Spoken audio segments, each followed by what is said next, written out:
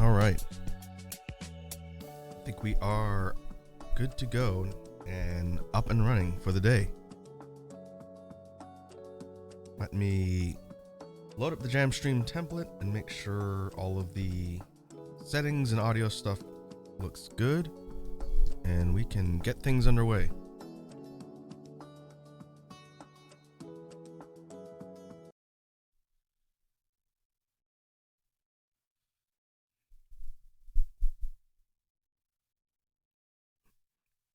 All right, sound wise, I'm gonna up things a little bit on my headphones so I can actually hear myself. And let's see, EQ and dynamics. I think that's fine where it is. Reverb, put it down to about 25%.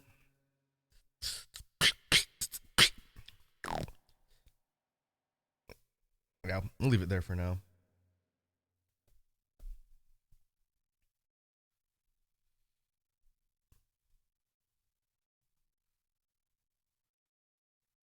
I think the rest of the settings are good. Everything turned on. And should be good to get started.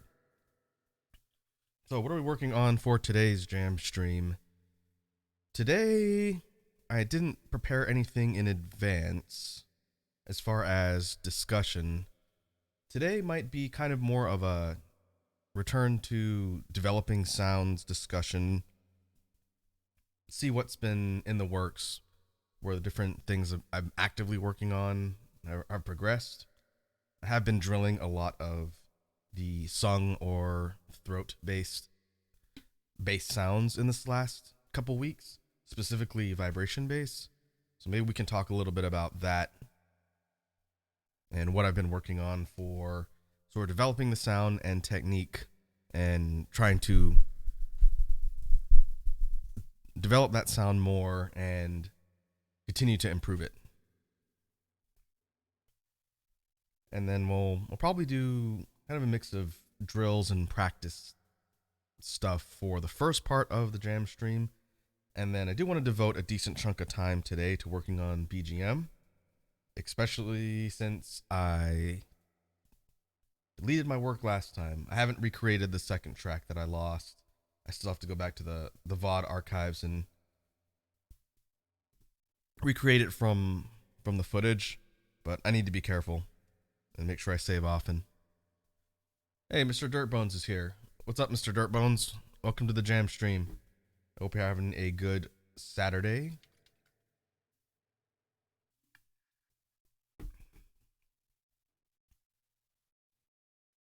We'll also take a look at sort of a sneak preview of something I've been working on. I have it loaded here on this particular track. Before we get into the loop station stuff later, I'll show it off.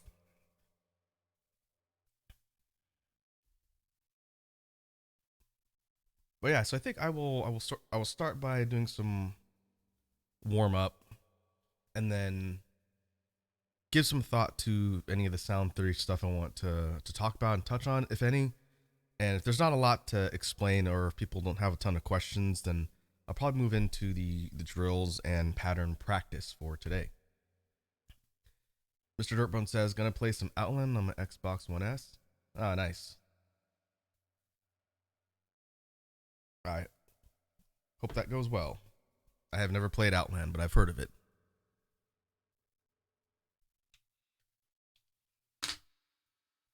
Okay, so let's see. Sound levels are good. So I'm going to work on some warm-up beats just to get the blood flowing. And then we'll segue into the sound theory discussion and practice part of the jam stream for today. So let's see. To start, we'll probably go a little bit more simple. So let's see.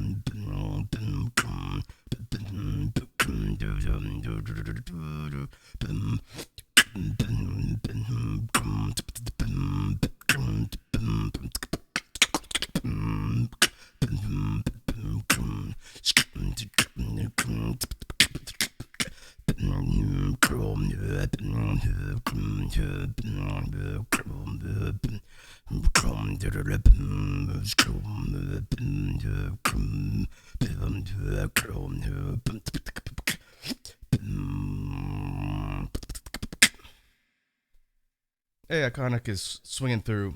Iconic says, can't stay at the moment as I got to help with funeral sort of thing. Dropping by to wish you some great jamming. Much love. Take care. All right, Iconic. Thanks for swinging through. Hopefully, whatever you're working on with the funeral goes well. I will definitely catch you in the next one. Well, have yourself a good rest of the day and weekend.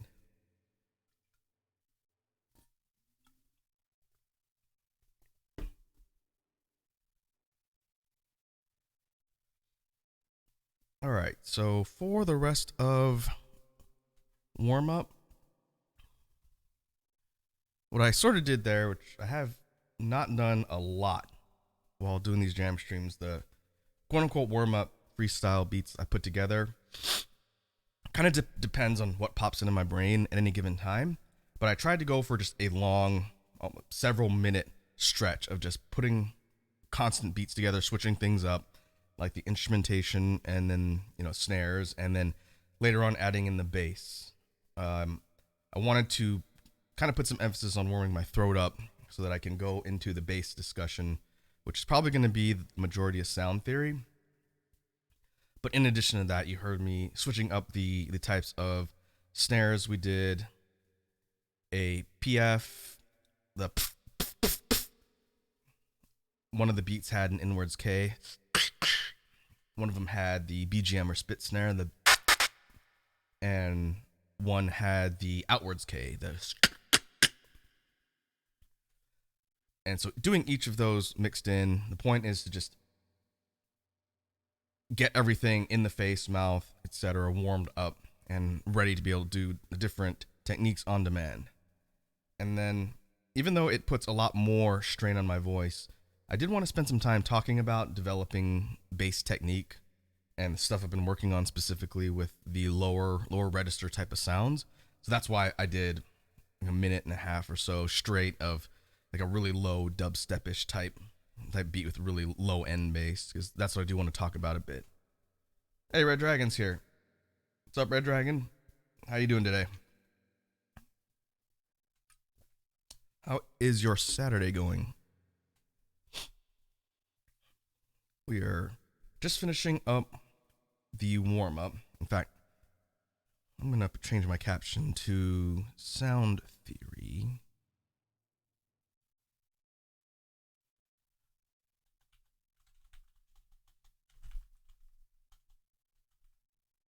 Practice.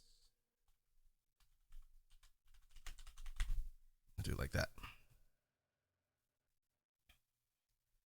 The dragon says still ill. Ah, that sucks, man. Hopefully you feel better soon. Let's take it easy and hopefully you get through the worst of it.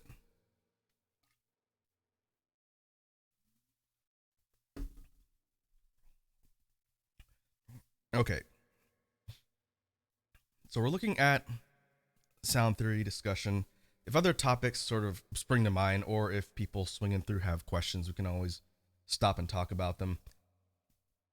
But at the risk of putting a lot more stress on my voice this stream, I do want to spend some time recapping the stuff I've been working on with the sung basses.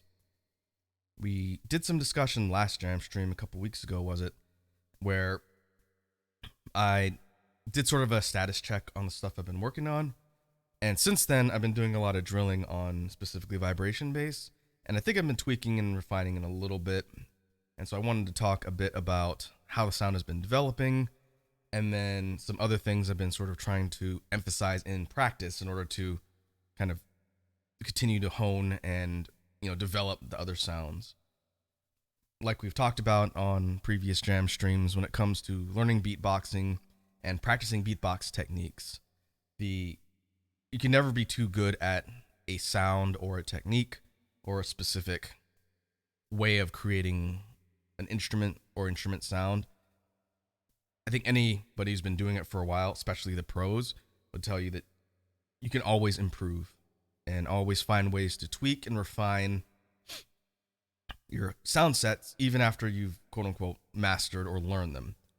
So the first part of the technique for beatboxing obviously is, how do you do the technique? How do you actually get it to come out?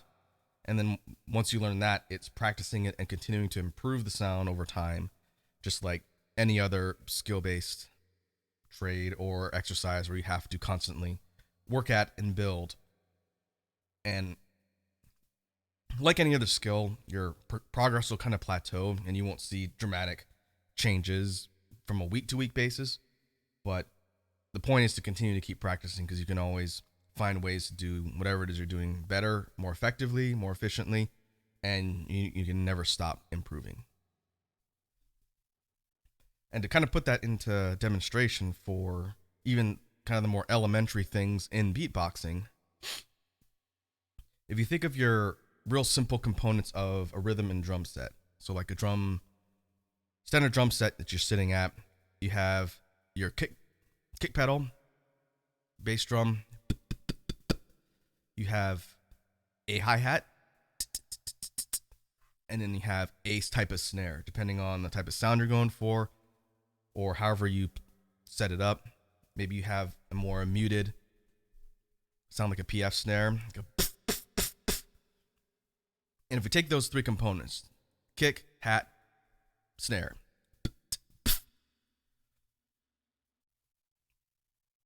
once you learn the techniques, it's, again, starting at the very basic level of beatboxing and trying to get, the structure of how to use instruments. And you might be just starting out and you have only those three instruments. And that's fine. Some things that I know people run into, depending on how they start learning beatboxing, is they want to go for the really advanced sounds right away because they see it in a video or they see a pro do a routine on stage and they say, oh man, that one sound is really cool. I want to learn how to do that. They might see someone doing like a inwards lip roll on stage and doing something like, and say, oh wow, that's a weird bass type noise. I want to learn how to do that. And there's nothing wrong with trying to go for learning advanced stuff. You can learn in any order, but a good piece of advice that a lot of beatboxers give their students, and one of the beatboxers I follow, Kindo from the States, has said the same thing. It's important to start with basics. And current GBB champion Collapse has said the same thing from France. The basics give you a really good foundation and allow you to build upon when you get to the advanced stuff later. So let's say you're not really a musically inclined person. Some people don't have a musical background, but they might want to get into beatboxing. You can go for things like the advanced basses or lip roll techniques and learn all that. But in reality, what's going to serve better, and this might be a bit of a soapbox just from my personal experience, but starting off at a basic level means you'll be a bit more consistent early on. So again, let's just say a young person has no musical background and they want to get into beatboxing because they find it really cool and interesting. Well, you can go for things like the advanced basses or lip rolls or inward lip rolls and learn the technique, but you'd be better served starting at the foundation level with the basics and starting with your simple three instruments, right? Your kick, hat, and a snare. PF is probably the easiest to learn because it doesn't involve a lot of really complex mouth movements or techniques. But without a musical background and learning how to put those three basic drum sounds together and keep a beat is really important, because you can learn how to do an advanced lip roll, but you have no foundation to create a beat and put it in.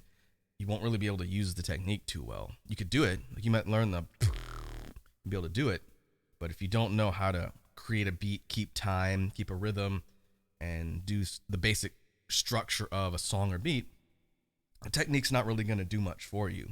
It will once you have all that.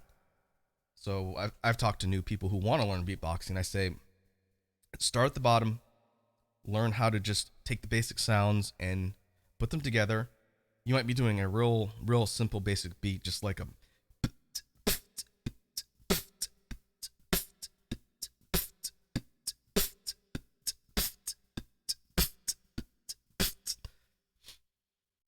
real simple 4/4, like a rock sound type beat. And if you're just starting out, being able to move between the instruments, keep consistent time, and not have it go all over the place is going to be one of the first things to develop and get used to. And after you do that, like, you start with that basic beat, and then you just, once you feel comfortable doing that after a week, 2 weeks, or however long you're practicing, and you feel like, okay, yeah, I can do that 4/4 beat consistently and keep it going, and I can do it in my sleep. Then you start thinking about ways to make it more complex. So you might add more hats or more kicks or speed up the rhythm. So if you take the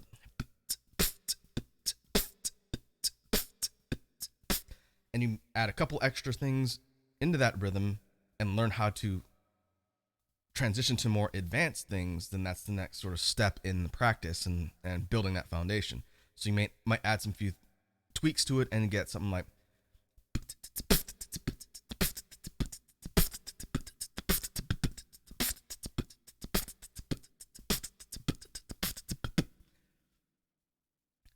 adding in some double kicks here or there or extra hats.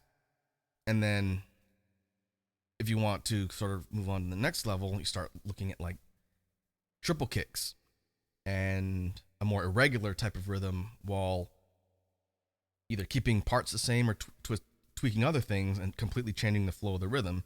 So you might change it to a dubstep rhythm and do something like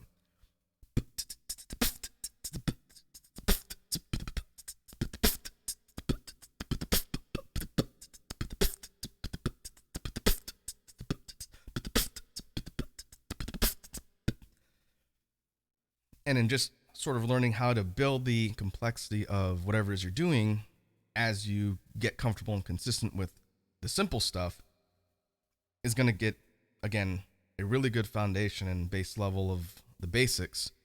So when you start working on advanced things, instead of having to learn all of the kind of elementary and more basic stuff at the same time, you've already got that in place and you can just start slotting in all those advanced techniques. And again, it doesn't matter how you practice or learn beatboxing. Whenever you want to get into it and how, it's up to you.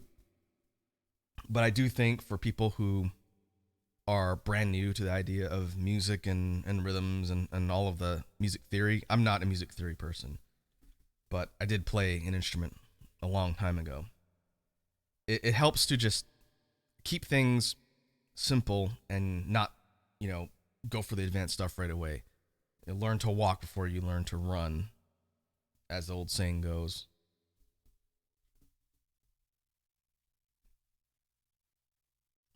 And to sort of segue into the discussion about the basses that I was talking about before, it's kind of the same thing. Like, everyone who's consumed beatbox content on places like YouTube and seen crazy videos of battles and the pros out there in the scene doing these routines and techniques for all sorts of crazy stuff like, crazy inward bass drops or really distorted and heavy type sounds. A lot of people see that and say, oh man, I want to learn how to do that straight out the gates. And you could try and you could definitely learn the technique. But when it comes to the sung basses or the throat based techniques that I'm going to talk about here, there's a lot of conditioning and practice that goes into learning all those techniques. And you're going to have a really tough uphill climb if you try and go for the most advanced stuff right away. Like, you could go for a vibration-based sound, but if you don't know the position and muscle memory and technique for regular throat bass, it's going to be hard because you have to essentially learn that first. And so to kind of talk about what we've covered in past streams here for beatboxing, taking the regular throat bass, the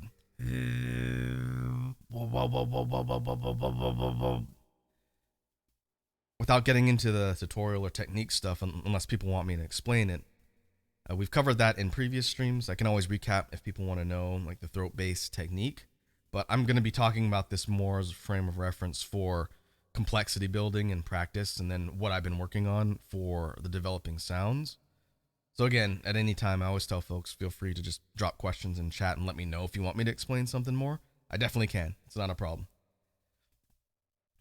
But the idea of these throat bass sounds has to do with positioning and where in your vocal cords you're putting the emphasis to make the sound change.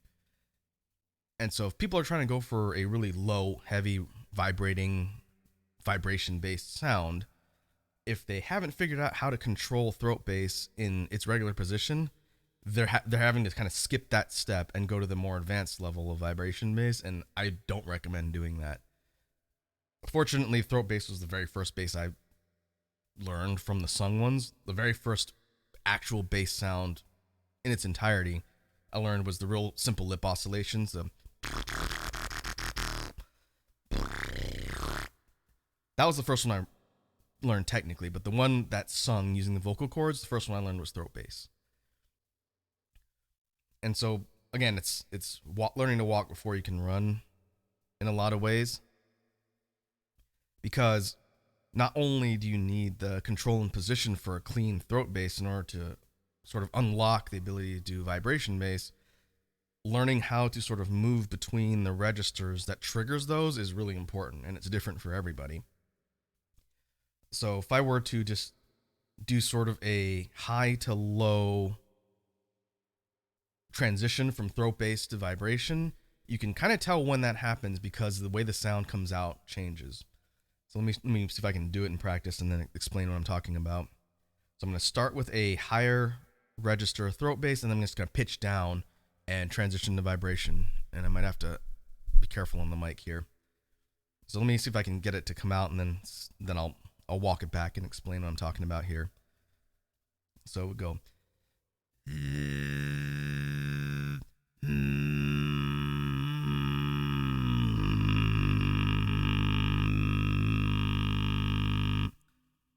And not placing notes, because again, I'm not good at notation as relates to music. You can hear the bass pitch go from the high part, and then as soon as it dips down about 3 steps or so, or maybe more, you hear it go from just a clean vibration of, and then it starts to rattle and sounds like,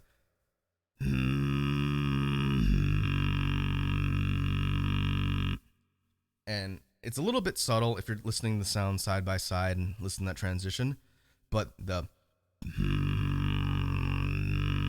that's vibration bass. And the main difference is it's moving down the vocal cords position-wise. And the real tricky thing about it, I was actually talking to the Prince about this via Discord.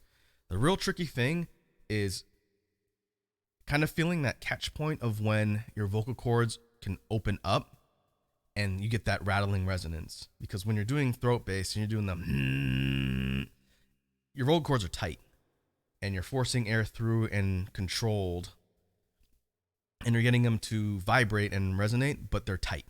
And so it's forcing air through sort of a narrow gap in the vocal cords. I don't know what it looks like anatomically, but that's the way it works from a technique. You're tightening up and forcing the sound through, and that's how you're getting that, which lends itself well to higher register bass type sounds. So you mostly hear people doing throat bass for higher notes in basses. So if you're doing something like,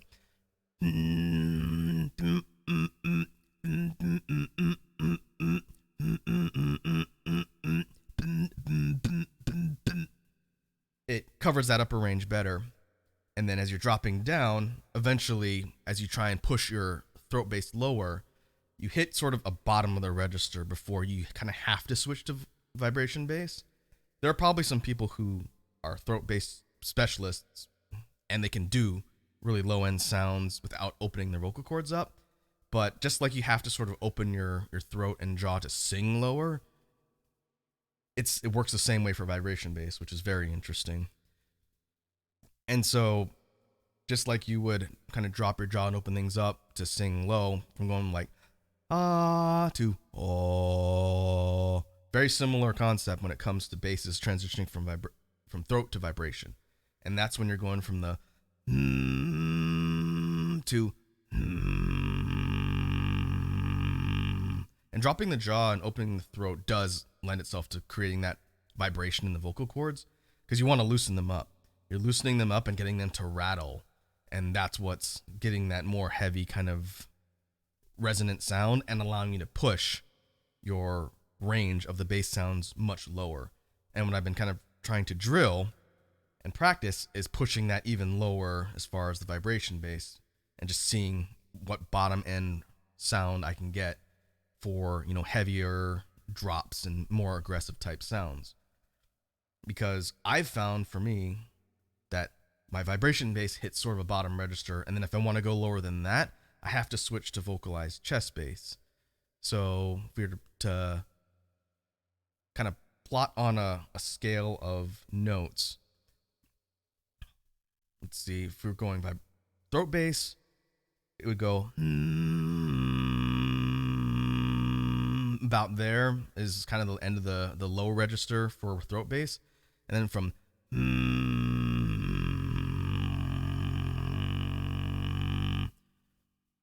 that's the vibration bass. And if I wanted to go lower than that, I'd have to go vocalized chest bass and go.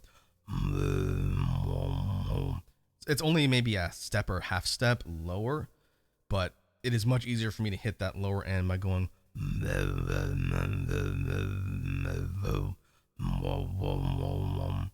than to try and push the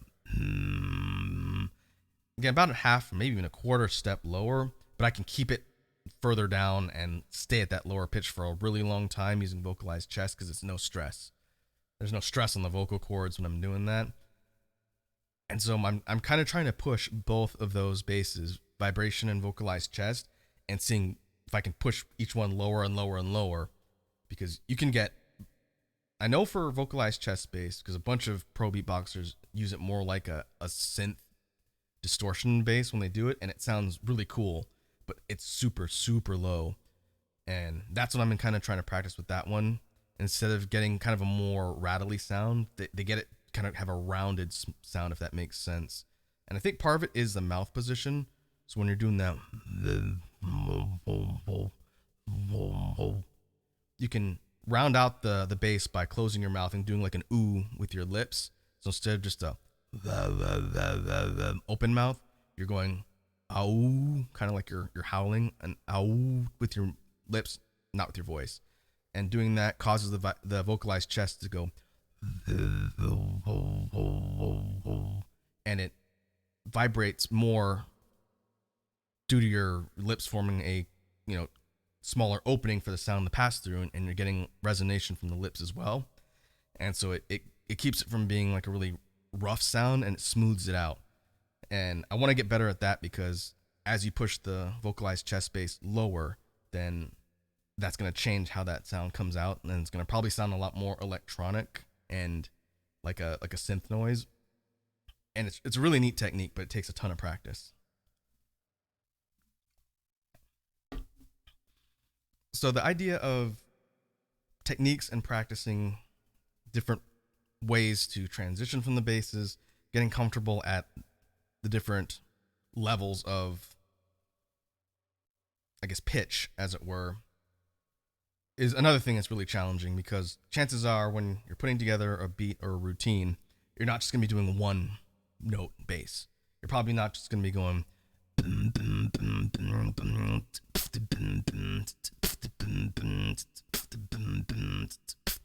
You could. It doesn't need to be complex, but if you want to start getting more kind of technical and build on that complexity, you're going to want to move your notes around and have like an actual melody progression to stuff, even if it's one or two steps, like I do for a lot of my practice patterns, where it'd be something like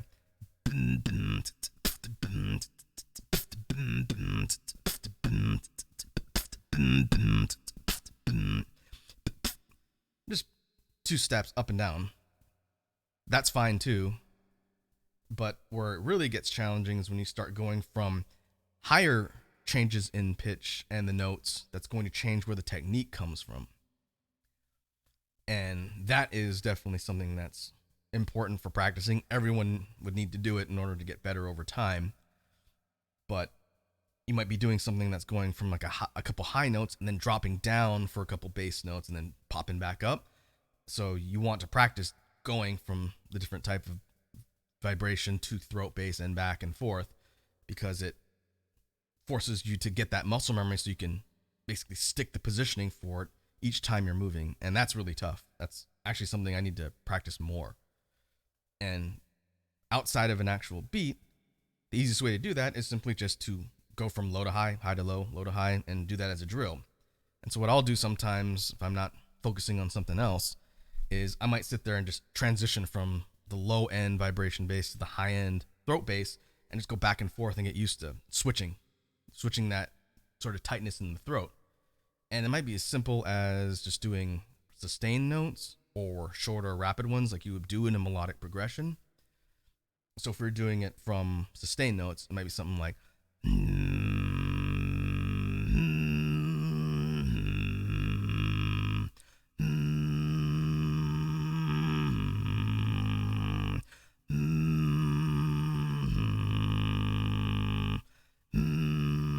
and then just practicing on changing the technique and going from the low to high and just do that for 5 minutes at a time, then rest your voice because that's going to put a ton of strain on your vocal cords. But doing that will sort of help you familiarize the muscle memory, because so much in beatboxing is muscle memory. It's kind of crazy. But once you know the positioning and where in your throat something should feel as far as the tightness or the stress, then you can do it without thinking about it. All you have to do is focus on what note or what pitch you want to shift to, and then you'll know from just the muscle memory in the throat where you need, what point you need to tighten up to get the sound to change. And that's not really something you can teach. It's just something you have to practice, and eventually it sort of clicks. And so maybe what I can do to kind of illustrate is run through some really simple beats that are going to put these practice things that we're talking about in play. So like a high to low, vibration to throat, throat to vibration, back and forth. Let me do a simple beat with that and kind of try and say, if you were going to do a practice beat, here's what it would sound like if you're doing this back and forth technique to learn. So let's see. We can do like a simple PF snare beat. So we start low and do something like, and then go high. Keep the rhythm the same, but we're going to change the bass pitch and go way up. So it's going to go.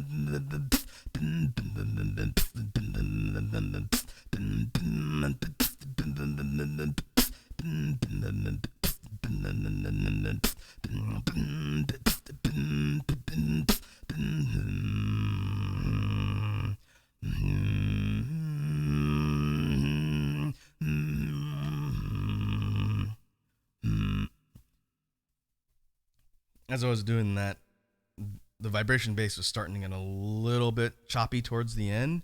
And again, this type of exercise puts a ton of strain on the vocal cords, and I need to be a little bit careful that I don't destroy my voice while I'm trying to explain stuff here. But when you're doing practice sessions for things like the throat-based sounds, any of the basses, with the exception of maybe vocalized chest because it doesn't put a lot of strain on your cords, you want to be very careful about pushing it too hard. And that goes for inward bass too. Anything that puts strain on the vocal cords, if you do it for long enough in the beginning, it's going to absolutely murder your throat. It's going to be painful because you're putting stress on your vocal cords that they're not used to.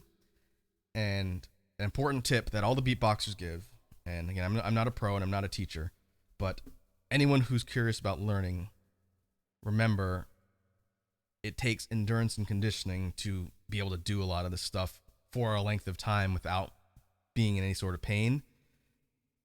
So if you're practicing and learning in the beginning and you feel like your voice getting sore or your cords being sore and your voice is starting to, go a little bit, stop immediately. Just take a break, go drink some honey or eat some honey, drink water, rest your voice for half a day or so, let everything recover, and do not push it. Because if you give your throat time to recover, it'll, heal and get used to it. And then you'll be able to start up like the next day, jump back in and keep going. And over time, your endurance and conditioning will improve. Eventually the point where it's not really going to affect your throat at all. For me, I have decent endurance, but the problem is I'm talking and doing these sounds all at the same time, which I don't train in talking and beatboxing constantly. Maybe I should. But the important thing is not to push it too hard until you get that conditioning endurance, because you can really damage your vocal cords and your voice if you just keep pushing it and don't rest and just stop. Beatboxing is so diverse that if you're a really, an avid beatbox person and you really want to learn, you can do tons of other stuff that does not involve your vocal cords and practice and drill away. I know when people learn a new sound and they're really excited about wanting to get good at it, you just want to do it all the time. I'm guilty of doing that too. When I first sort of got vibration bass, I was trying to do it everywhere. But until you get that endurance, you want to be careful and not push it too hard. And that goes for anything that's going to put stress on different parts of your anatomy. The basses are pretty much the only one in beatboxing that really do that. I suppose if you're doing tons of lip rolls, that can put some stress on your jaw muscles because of the position. But I think you'd have to be doing a lot, like for 5 hours at a time for it to really like hurt your face. I've never had that happen. I have had my lips get kind of sore and tired from practicing and just doing like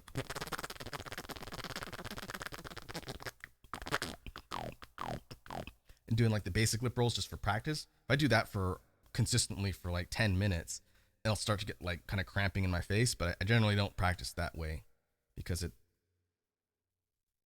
works better for me to put it into beats and practice stuff than to just sit there and do the same thing. But you can totally drill just one sound. It's perfectly fine. Just, again, if something is painful or sore, don't push it. Just stop, do something else. Otherwise, you could cause actual damage, and that's not going to help for your progression and learning.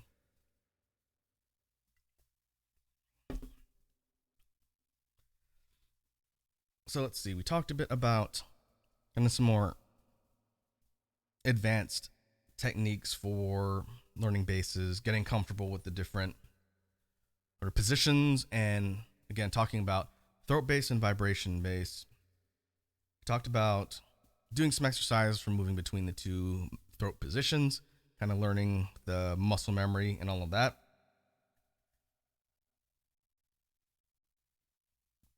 Going through, let's see. Then we talked a bit about how vocalized chest bass can also be used to push lower end and even higher end. We can talk about that for a minute. So the vocalized chest bass, again, that sounds like and I won't break the technique down in detail here unless someone asks me. We've covered it on previous jam streams. But that kind of synthy, reverberating sound, which doesn't have that kind of harsh rattliness of a vibration bass, is really versatile in that it's kind of determined by what pitch you're giving. Because again, if you're taking the heavy chest bass, which is just breathing out heavily like a sigh and pushing that down into your chest and getting comfortable doing that until you get a heavy rumble.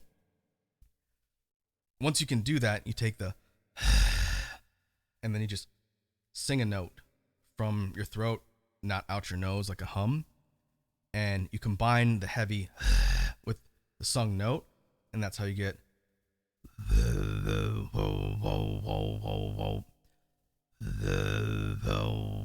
I have to be really careful because it's right in the same range as my vibration bass, and if I let it go a little bit higher, like into my sinuses, then it switches to a vibration bass.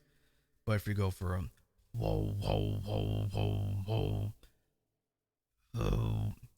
that's driven by the sung pitch. I'm just doing a whoa, whoa, whoa, whoa, whoa, whoa, whoa, and that's how you're getting that type of bass sound. But just like all the other ones, you can play around with where the pitch is and where you do the sound, and then it changes it. Higher vocalized chest bass is harder for me, at least. But if you were to go like a whoa, whoa, whoa, whoa, like the Crash Bandicoot whoa sound, and combine it with a sigh, you would get a little bit less of a kind of reverberation on the end because it's more of a tightening type sound in order to get your voice that high. But when putting the bass technique into practice, and I've done this on a few of my beats, you can get that distortion and use it like a high synthy type bass as part of a melody line, which is kind of fun. You might do something like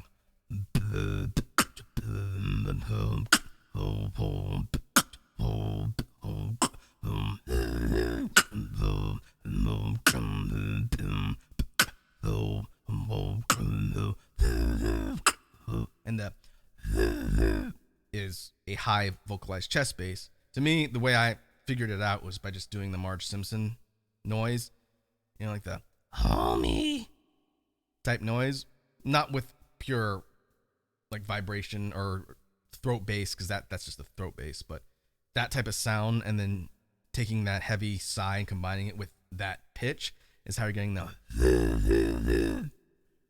And I want to work on that some more because it's very different when you go from a to a. And if you change your mouth position from like a O to like a wow, a ow type noise, that's how you're getting the low vocalized chest bass or the.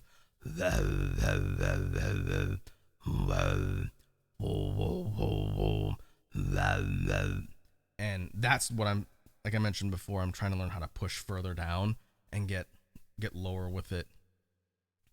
But you could do that same practice drill we talked about with the vibration to throat bass and back and forth from low to high, high to low. You could do that with vocalized chest. It's actually a little easier because you're not putting as much direct strain on the vocal cords. So like we were doing before, instead of having it be like a measure fill going from high with those, you could do something maybe like.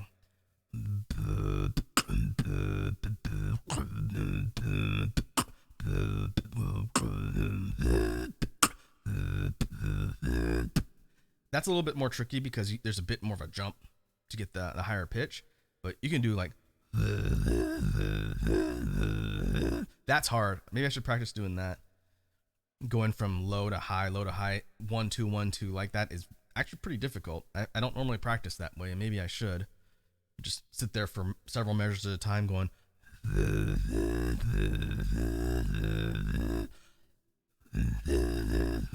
Yeah, I think I will work that in as a type of practice drill because that's very different. The emphasis is different compared to just doing a change as part of the beat itself. I'll have to remember that.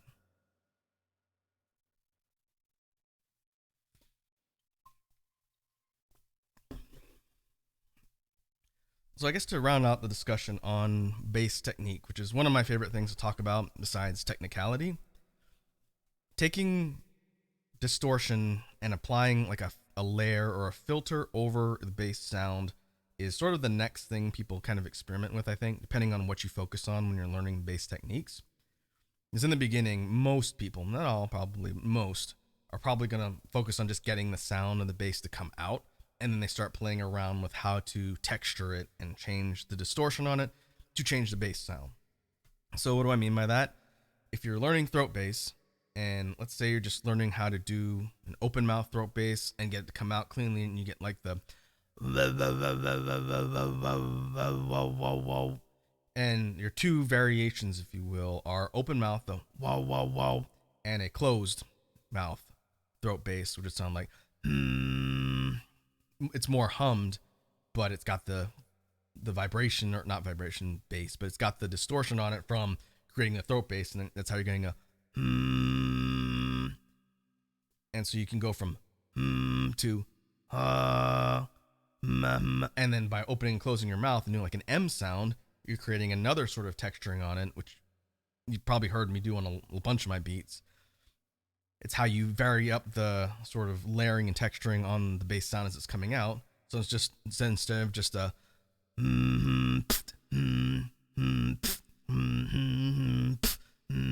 you might get something like and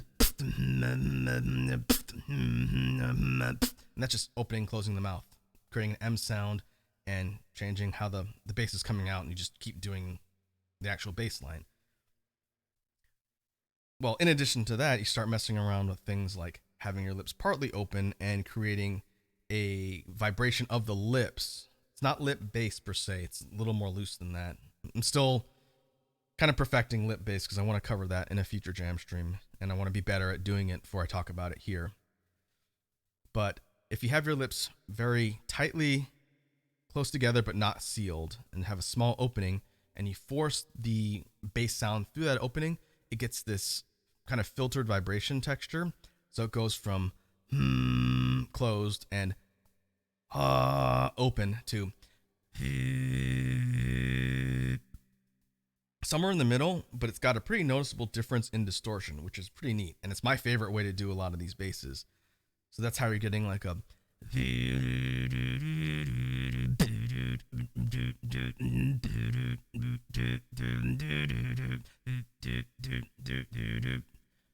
and then just like the other technique, you mess around with opening and closing your mouth a little bit more or less, and it's changing the texture of that really filtered bass sound, and that's how you're getting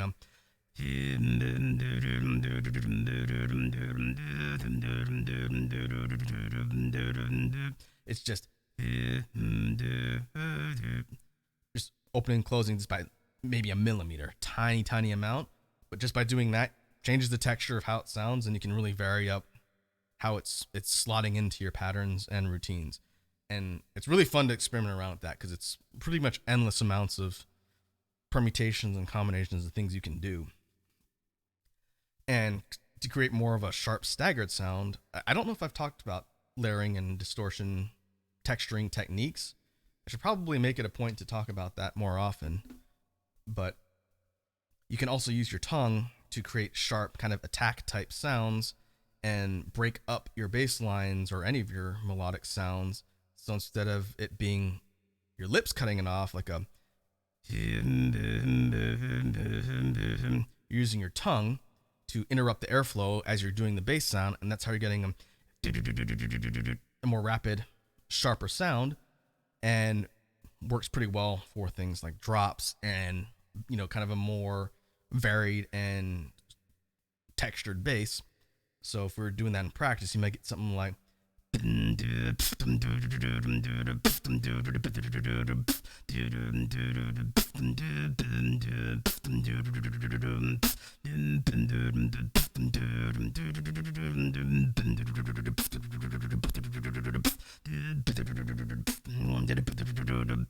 and that's putting all those things in play of this barely opened filter, closed, kind of tongue, rhythm, interruption. Putting all that into play is how I'm getting that sequence of sounds that change the way the bass comes out. And so distortion techniques are really fun because, again, you could be endlessly creative with how like you use your tongue, your mouth position, and everything. You might go for like a more open mouth thing and go open like an O, the letter O sound, and then closing it, and that'd be something like we've seen that before, and it's very close to vocalized chest bass, so I'm gonna be careful there. But another one that I like is technically it's vibration bass because it's low. It's about maybe a really low throat bass, but I use my tongue to block the airway almost completely. It's not sealed or no sound would come out, but I use my tongue to raise up to the roof of the mouth and block the sound coming out. And when you do that with these throat based type sounds, you get it's a different texture, but if you practice with opening and closing the mouth as you're doing the sound, you get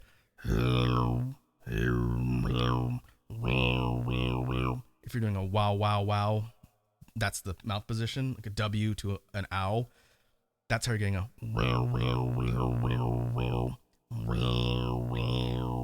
that is a really kind of unique distortion I don't hear a lot of people use. But that's a pretty fun one. You can do it with higher or throat bass, like a or you drop it down to vibration and do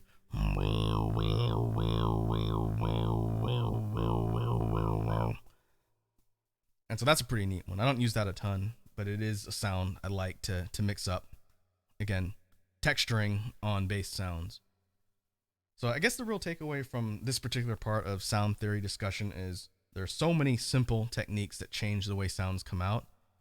The important thing is to learn the sounds first, get comfortable at doing them in their kind of native format, and once you do that, you start mixing in all the different ways you can switch the sounds up and adapt it to different things. So as simple as learning just the throat bass, get really good at doing that. Then you start practicing how to go higher to lower. Then you pick up something like vibration bass for the low end. And then from there, you get into the more advanced things of, okay, how do I want to change up texturing when you're making beats? And so maybe before we transition into the BGM brainstorming, I can kind of do like a demonstration freestyle beat, I think off the top of my head, that puts all this into play and kind of illustrates the different techniques I'm talking about. and then that'll kind of segue into the next thing. So let's see. I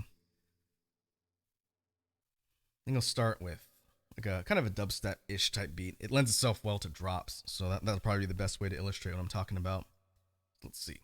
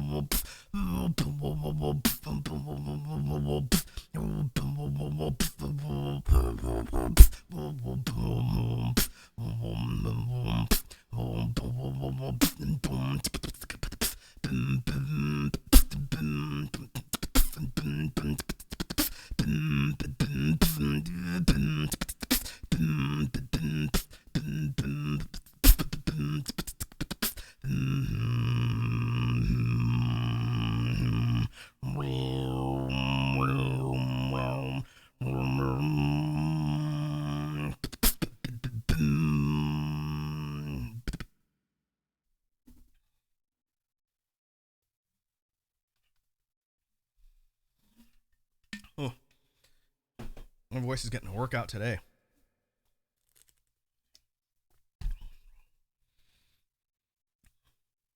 So I think that'll do it for sound theory and discussion.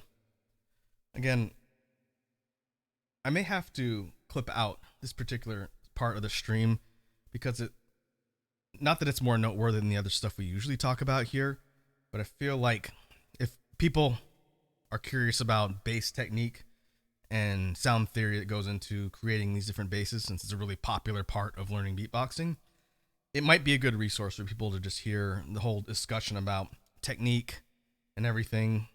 So I'll think about that. Maybe I will clip the last half hour and put it into its own section of the archives. That way, if people want a discussion about bass, they can just find it and have to scroll through the whole VOD on the YouTube channel. But let's update the caption and let's move on to BGM brainstorming. And we will be doing this for the remainder of the stream and see what materializes. So let's see, where is caption?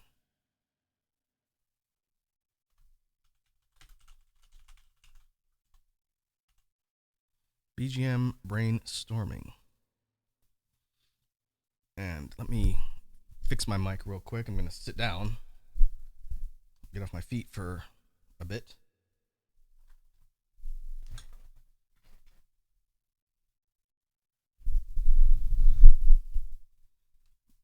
All right. Just put that there. And I think we're good on all the sound stuff. I just have to rearrange my mic and make sure the distance is still good. And I'm sitting here at my desk. Make sure we're still good on sound. That should be fine. So let me copy these settings. I did want to show off a track for some folks who might be watching. Let me double check my thing here. Maybe we can do this later. I just gotta remember where I'm saving it. I did have a new BGM track that's part of the upcoming summer BGM pack release. And it was not done on stream. So this one has not been heard by anybody up till now. And so maybe we can look at that a little bit later. And you can get kind of a sneak peek for what's going to be coming in that pack. But let's see. I'm going to write this to track 23.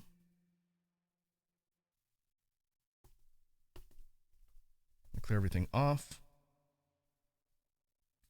And now we can work on creating our BGM track.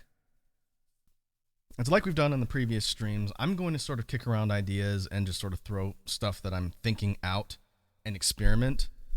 Kind of set a tone, set like a bass rhythm, and see what we can kind of materialize for a BGM track. Because I didn't have anything planned in advance. Let me fix my model here. I didn't have anything specifically for the BGM planned. I do want to kind of think of creating a style or vibe different from previous ones we've done, but I didn't brainstorm anything on the front end, since the main point of these is do that in real time with the chat. So let's see. Last time we did a swing type tempo. The one surviving track of the last jam session was Halicted Swing. And so that was an upbeat swing tempo. Maybe we can do a slower BPM track.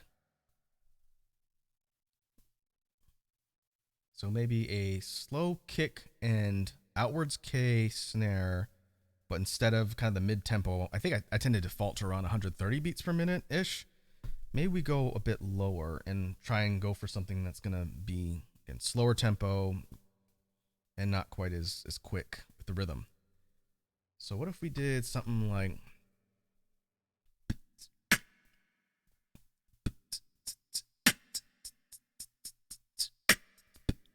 I want to have kind of not just a standard rhythm on the hi-hats.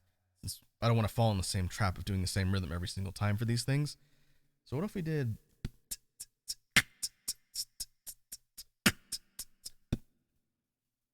And we're going to do the full rhythm record on the loop instead of doing it instrument by instrument for this one. But let me see if I can get it to record. And let's see, we can even do this. Keep the reverb at 25%, and I kick it up for the snare. So it might be...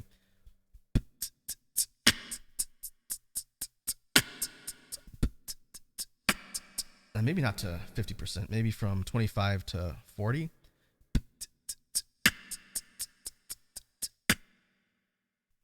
Or we could just leave it there. I was thinking about just making the reverb really noticeable on the snare, but if we went, it's really not coming in on the kick or the hat, so I can just leave it there.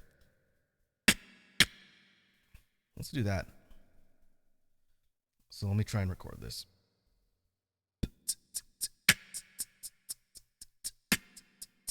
We won't do a double, so I'll just try and record that.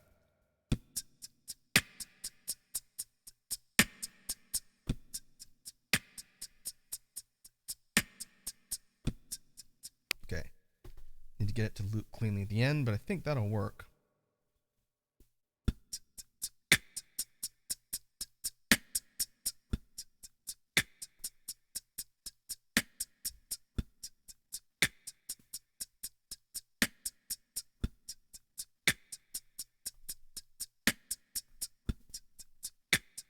This apparently is 118 beats per minute, so definitely slower than the stuff we've done before. So now I want to take, I gotta keep an eye on my volume readout here.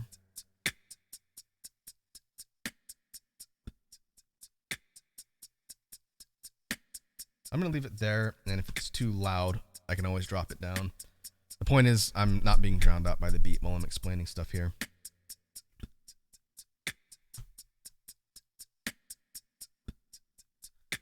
So what I want to do now is fill out the rhythm a little bit more and the best way to do that would be to overdub, just like we've done previous exercises. And I'm going to start with the kick. And in the measure that's looping, there's just one, and it's right at the beginning. So it might be tricky, but I kind of want to add a heavier throat kick, like a on top of that initial kick to give it more of a rounded punch in the beginning.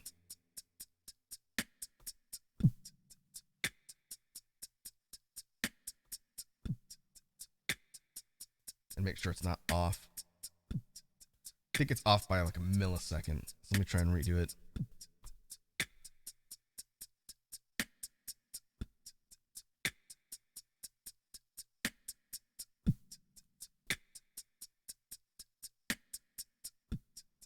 Better. Okay. Now it's synced. So now we have almost more like a heartbeat type of kick. And it's layered together with the original, and that's perfect. In fact, before I shoot myself royally in the foot and blow all my digits off, I'm going to save constantly.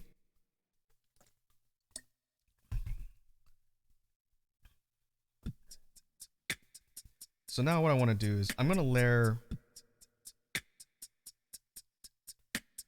with the kicks, and we've done this before, but I'm going to try and up the reverb, and I'm going to back off from the mic so it's not quite as loud, but I want to add a snap or a click.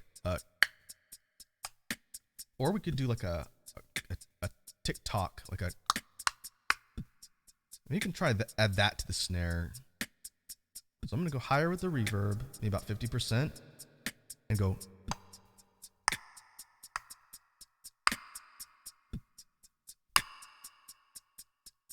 Maybe a little lower on the reverb. And let's see if we can get that to layer with the snare.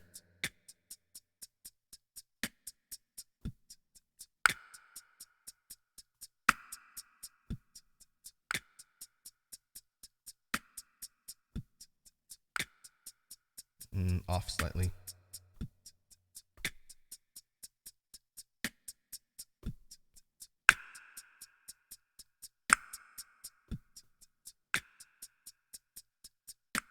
Better.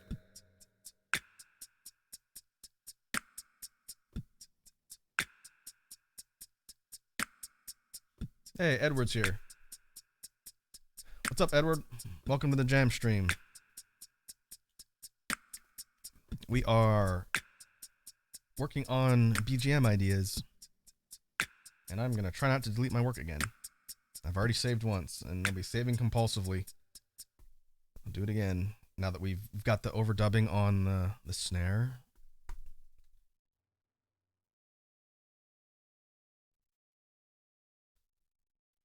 Okay, that's there. So what we're doing for this BGM track, I wanted to slow down the tempo. We're at 118 beats per minute. And I want to create kind of a more ambient, slower type sound. So that's what we're experimenting with here.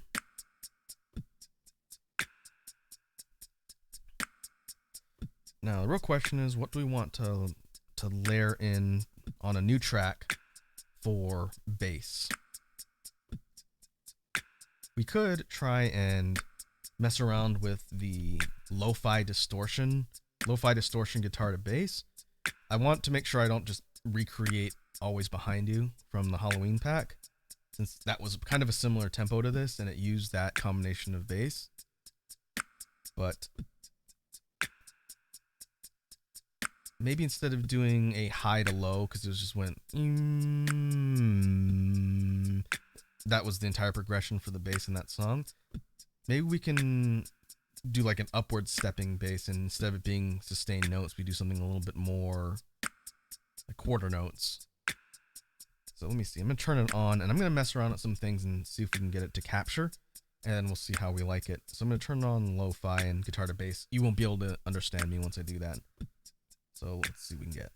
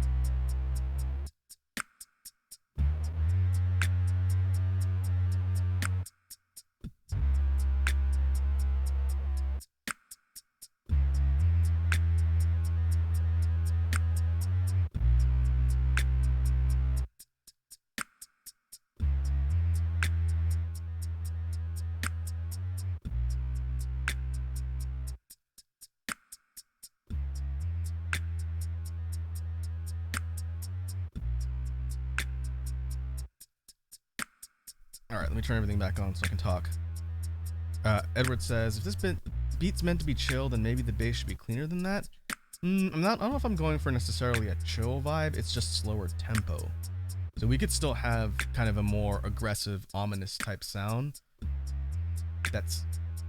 It doesn't necessarily need to be mellow, but I'm just going for something that's slower in tempo and a bit more plodding as opposed to like a real kind of fast and frantic type beat. What I did was I dropped the fuzz down on the lo-fi a bit more, so it's not quite so like rattly and staticky.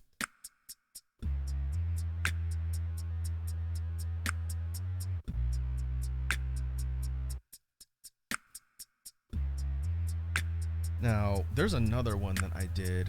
Oh, which one was it? I think it was another one in the holiday pack that had a bass that was baseline very, very similar to what I put here as a placeholder. I wanted to see how on playback the lo-fi settings sound. I can't remember which one it was. It might be Out of Time. But I don't think I want to stick with that melody and rhythm progression. But I think the level of guitar to bass and lo-fi combination is fine. Again, I dialed back the distortion on lo-fi.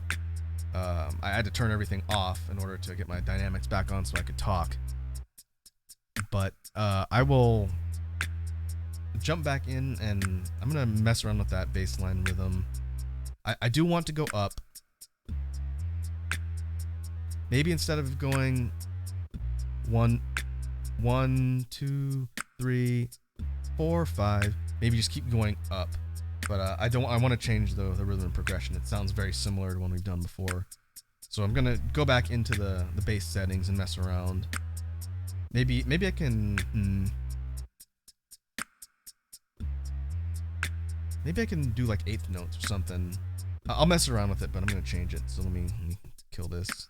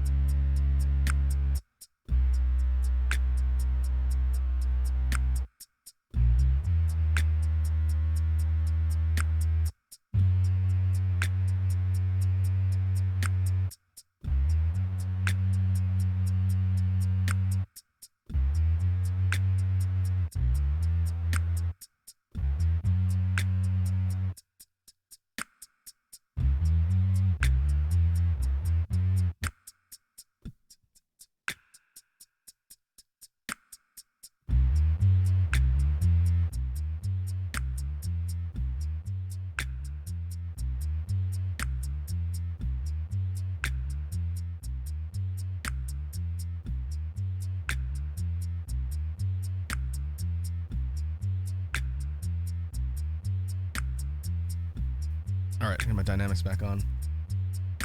It sort of came to me as I was messing around with the notes. What if we did like a sequenced beat? It's not, I don't know if that's considered arpeggiated. I'm not smart enough when it comes to music theory, because it doesn't go up and all the way back down. It's basically 3 notes going up and then it's a few steps down, the same progression just going up.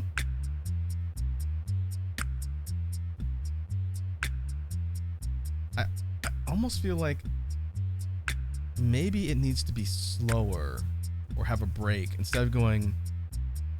I wanted it to be a constant loop. That's why I recorded it that way. What if we went? Hold on, turn that off. Instead of what if we put a rest break in between so it went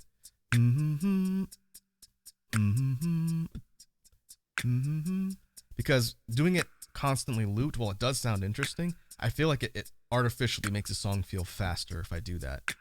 So maybe if we go back and do the exact same, I changed my settings, but maybe the same settings, but instead of it being constant, we put a rest break in between.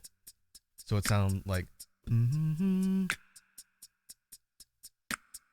Maybe a whole measure break. I like that better. I like the measure break because then it fits the tempo a bit more and doesn't make it sound like it's speeding the song up. So it's gonna go.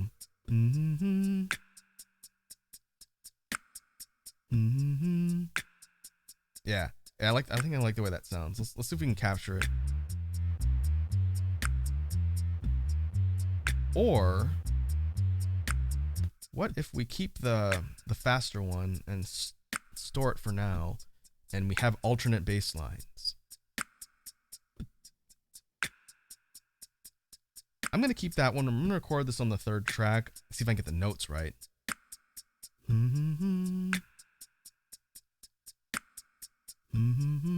Okay, I think I got it.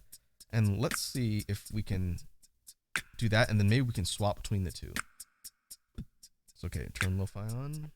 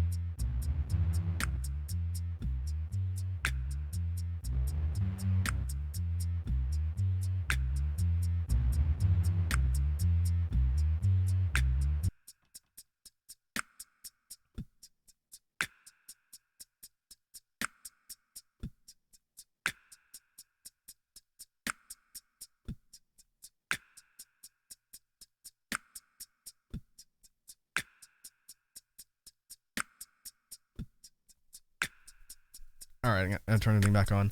Edward, I see your comment about taking the slower one with delay. So that's what I captured here on the track. I deleted the first one, and I might have to go back and do it again. But oh, that there, my EQ might be a little too high.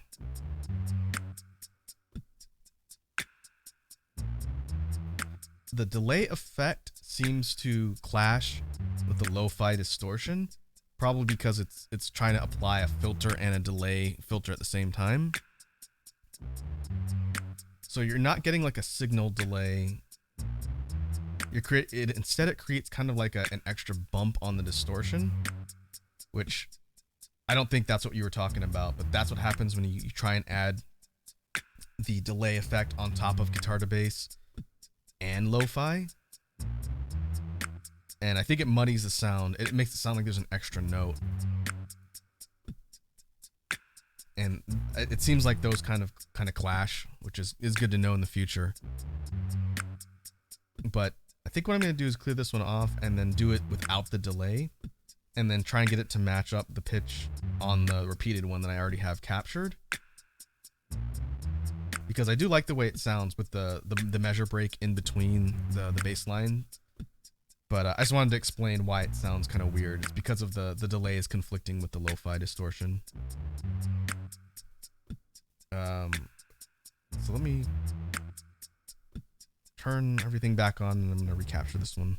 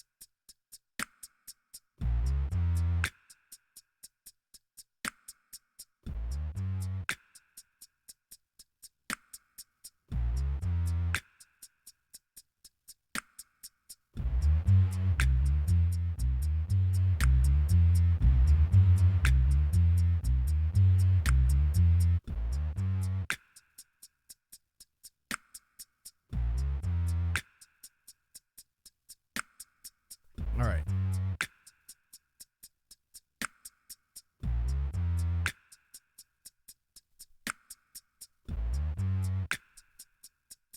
All right, I think we got everything captured.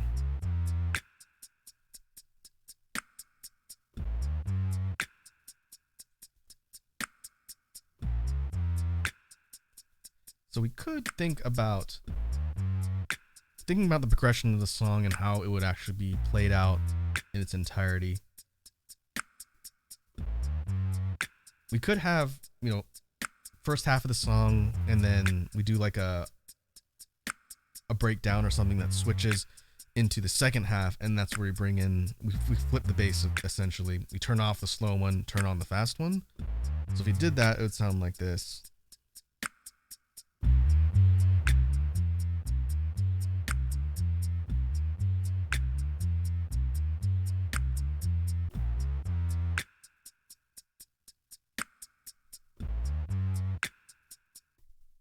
And that could create an interesting contrast.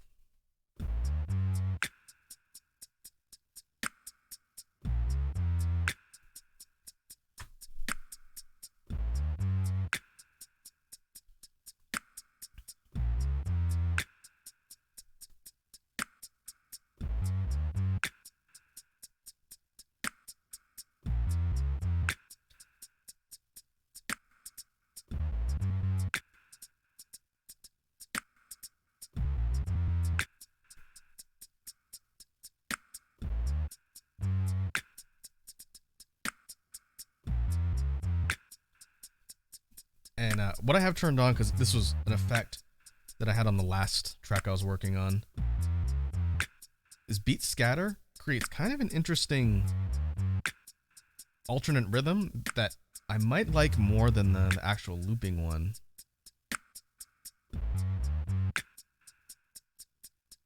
and this is applying to all tracks, so it's also scattering the rhythm on just the percussion.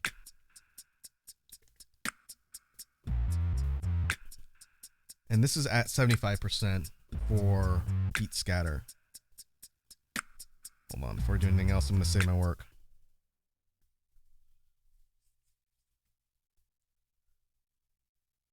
But yeah, that's actually not bad.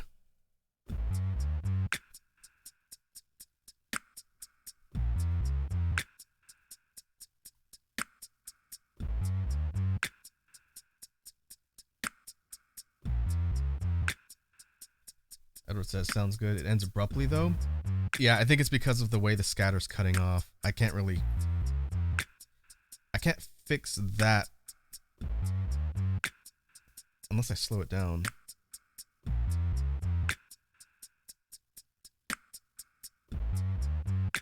I think that did it.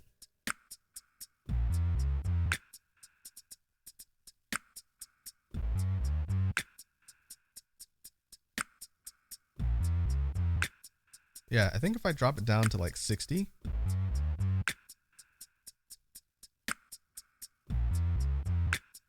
then it puts like a millisecond more on the end of the final bass hit. It's pretty subtle.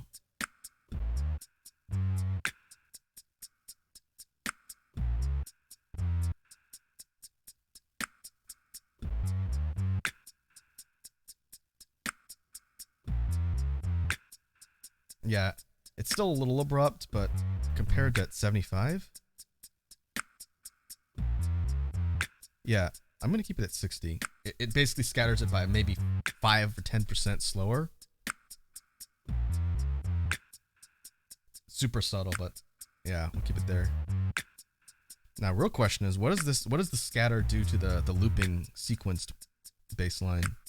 Let's see.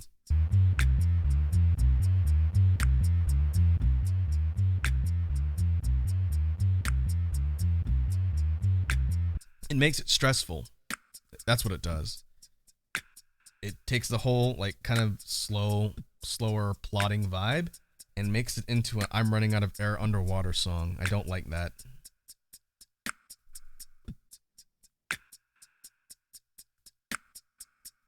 Edward says, what if this was the main beat and it switched to the regular one? I was thinking that too, Edward. I think that might actually be an interesting idea. That'd be kind of the reverse of what I normally do, which is probably good that we're switching things up. Because I can leave the effects on. Actually, I want to try something else. I want to reverse that sequenced beat and see what it sounds like.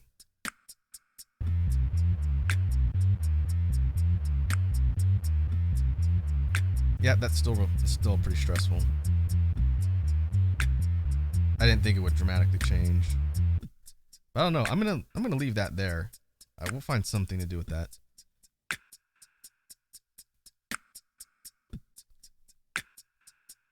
Okay, so let's see. We'll think of how this one would actually be performed, and then we'll look and see if we want to add anything else, or flesh out anything else with the sound. Edward says, "Can you reverse the scattered beat?" Yes. So if we have everything else cut off.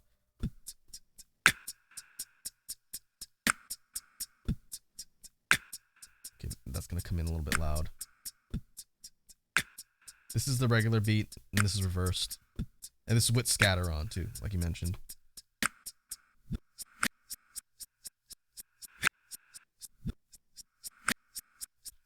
With the scatter, because of the reverb, in reverse, you're getting, like, cuts and scratches, like on a record.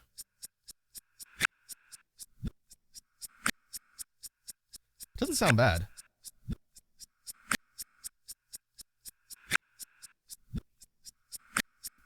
I don't know if it's necessarily functional enough to keep in the actual track, but it doesn't sound bad. Problem is, toggling reverse on and off is a little difficult. If I was doing it in real time, I'd have to be really quick with hitting the buttons. But if we add in the scattered bass line, let's do this.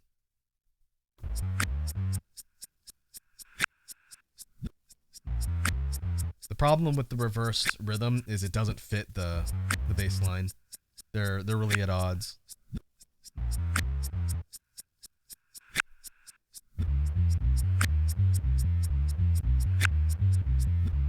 And this is what the original one, or the second bass line, sounds like.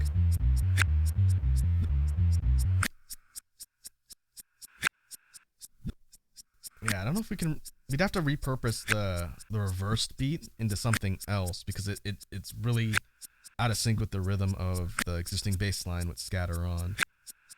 Without scatter on, the rhythm sounds like this.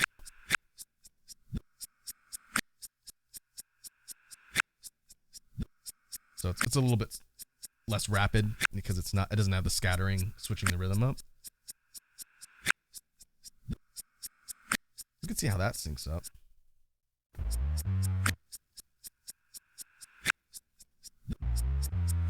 It is like a one beat off due to the reversing.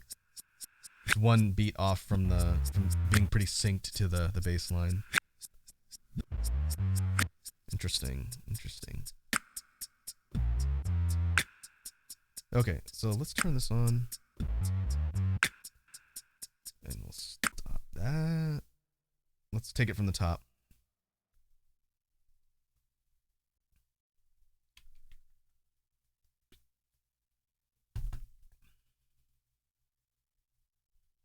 So start.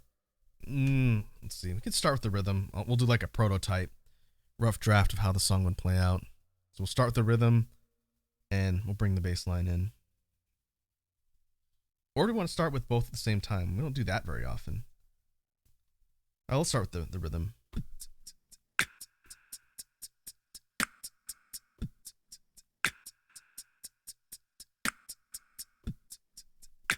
This is 2 repeats or 4 repeats.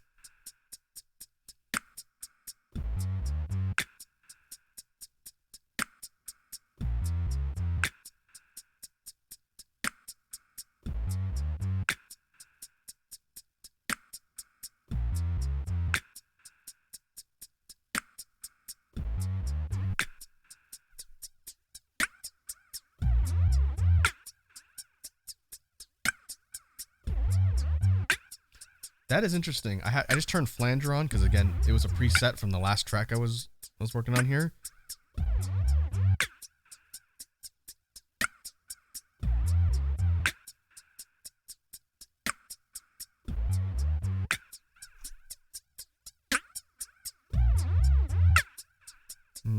At 50% maybe?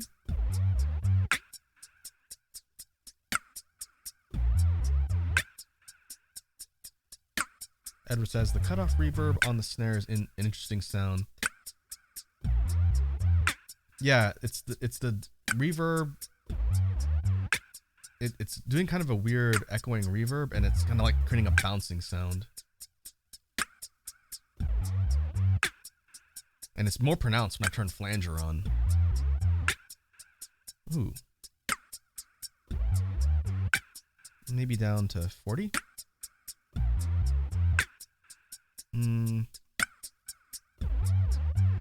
There you go. 60 I think is a sweet spot. And we're getting flanger on the reverb too. You can hear it kind of creating like a bouncing echoing that's dying off and decaying.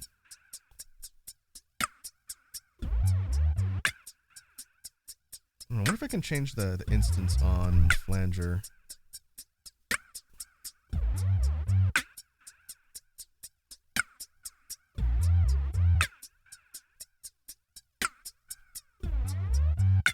Ooh.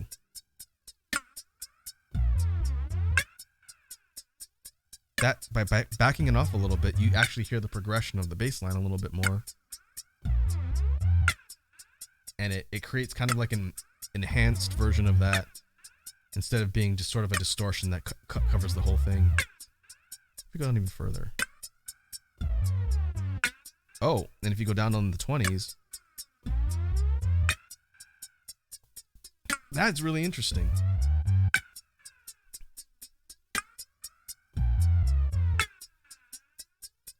So between 20 and 30, it changes how the distortion from flanger is kind of emphasizing the bass line, and it's really different. Like if I go up to 40, be quiet here. That's 40. And if I drop down to 20,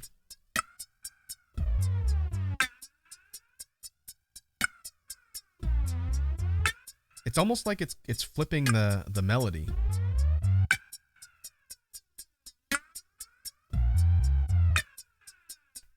That's fascinating. I never use this effect.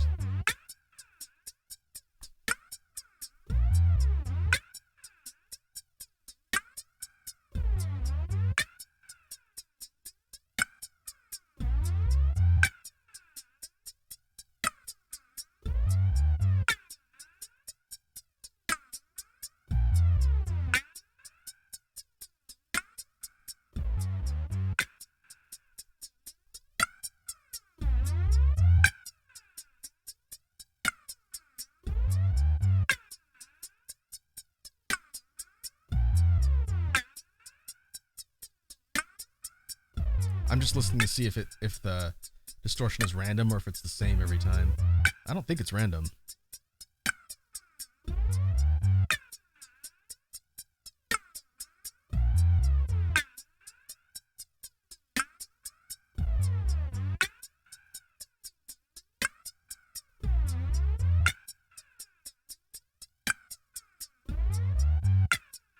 That's really interesting.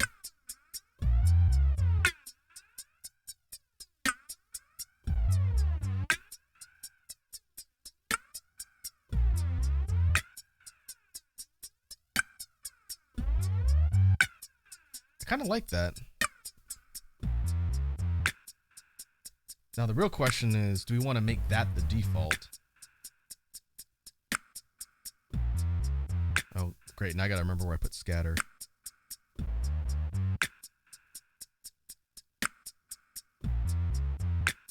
Yeah, I think it's the same. It's the same places where I have the flanger.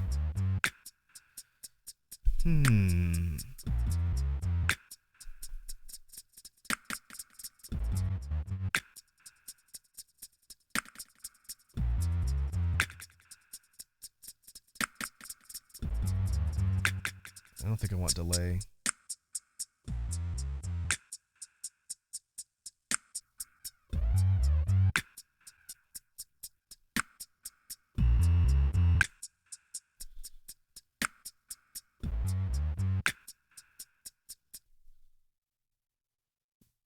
Edward, drop in save reminder. Thank you. I think I've saved about 8 times since I've been working on this loop. Okay. So what do we think about having the phaser on? So the first version of the beats can be heavily distorted and a bit more scattered.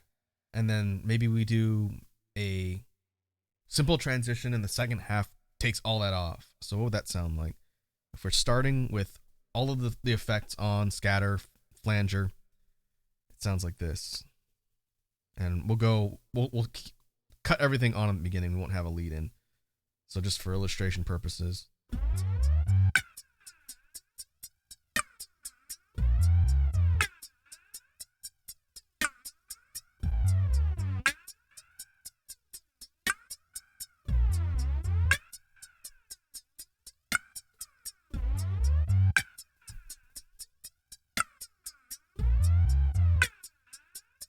Transition.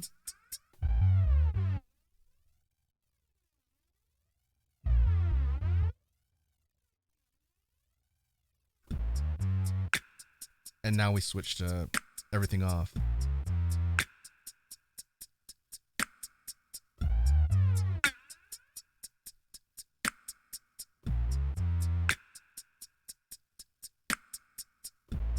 We could keep the flanger effect on the whole thing, and then the only thing that changes is the rhythm of the bass and the beat.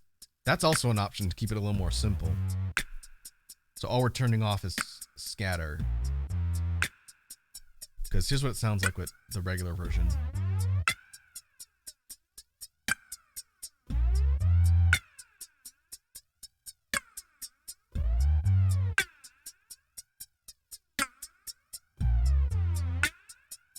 I think I like that. So we're, instead of taking the flanger effect on and off, we're basically just switching up the rhythm of the percussion and then the bass line. That's the switch from, you know, section A to section B. I mean, I like that better because it kind of puts the flanger distortion on the forefront, which is kind of the point.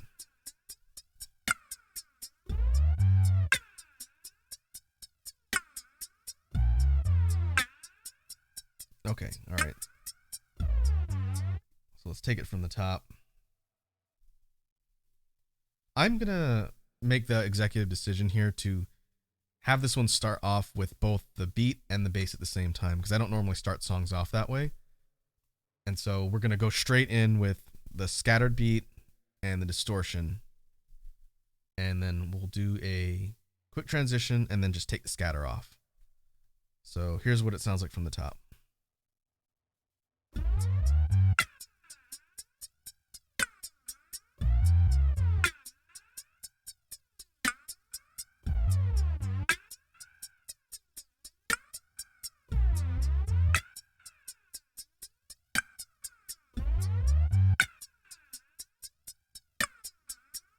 Now go transition.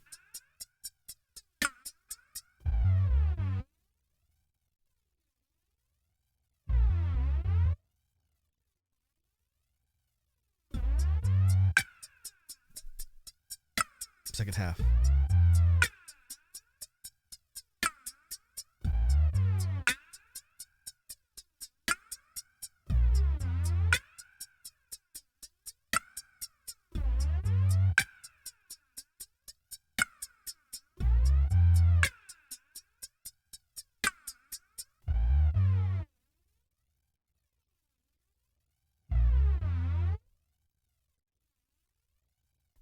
And then that's it. We could end on that distorted bass line to sort of, again, highlight that's the main feature of the song, as it were.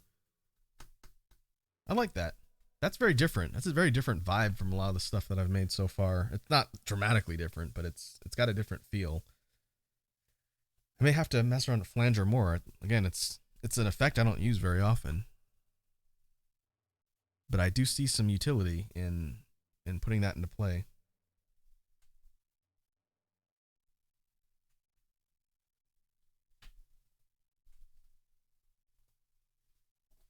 Now, the real question is, what do we want to call this one?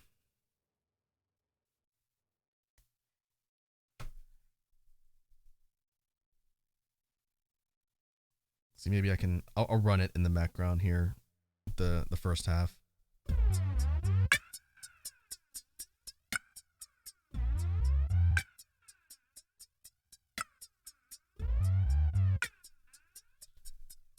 Maybe some sort of a name that kind of keys in on the distortion.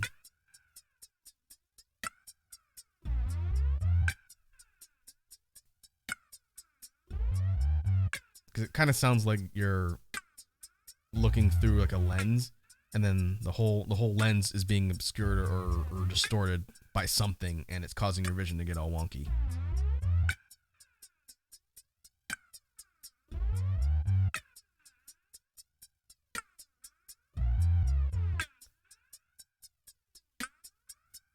Oh, I didn't test what the sequenced bass line sounds like.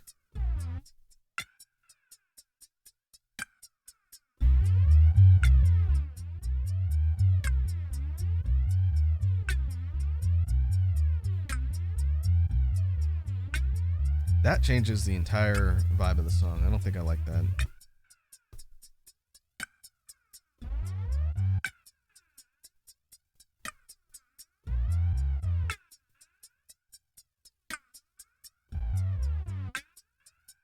Yeah, I think that fits a lot much cleaner.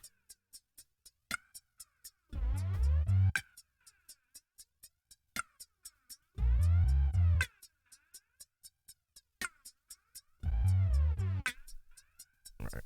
I'm gonna mess around with the tempo. I'm kind of leaning towards calling this one Distorted Vision. What does chat think? We're at 118.4. What if we dropped it?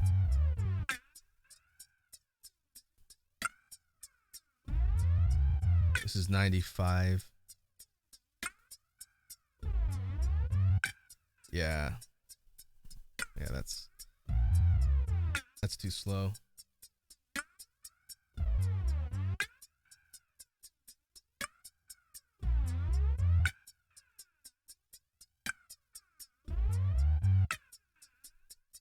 Make sure that doesn't get changed. 118.4.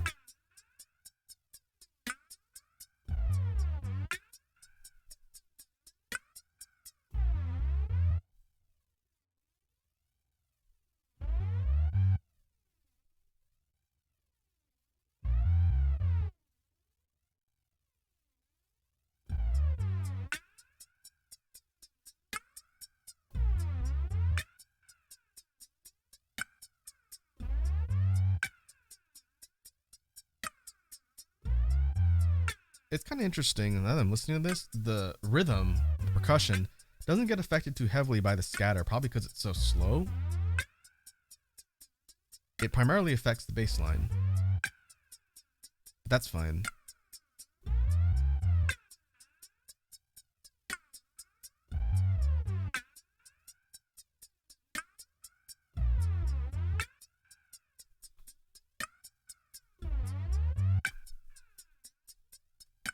All right.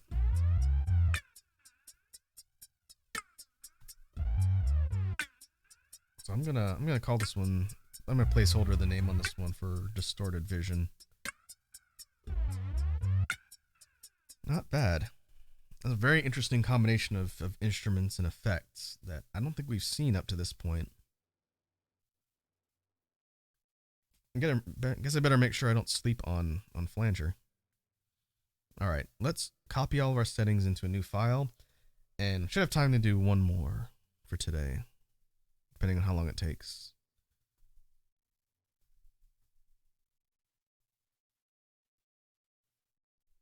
All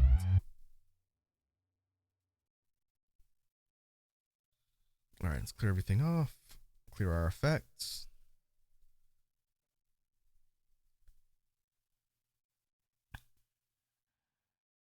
Now, the real question is, what sort of vibe or feel do we want to do for this one? I feel like we need to do something a bit more higher energy and up tempo, since the last one was kind of more slow and brooding.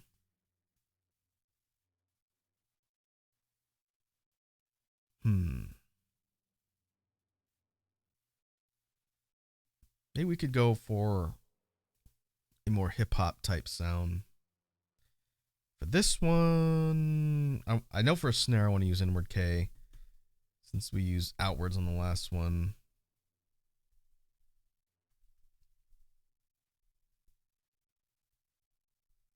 Now, let's see, what would be a good sort of hip-hop rhythm?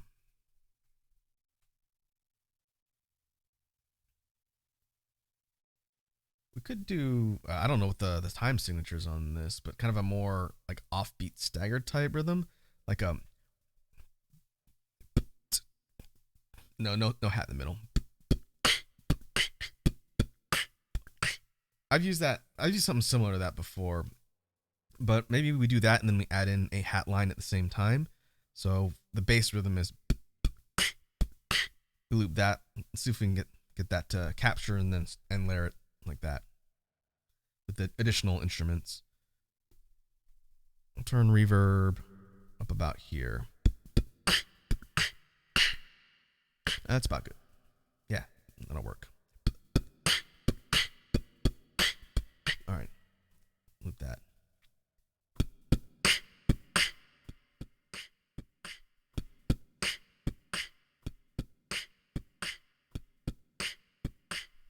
Okay.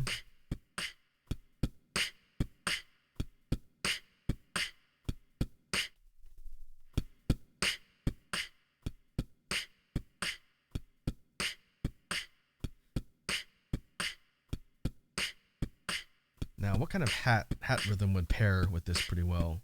We could go closed and open. Yeah, maybe something like that.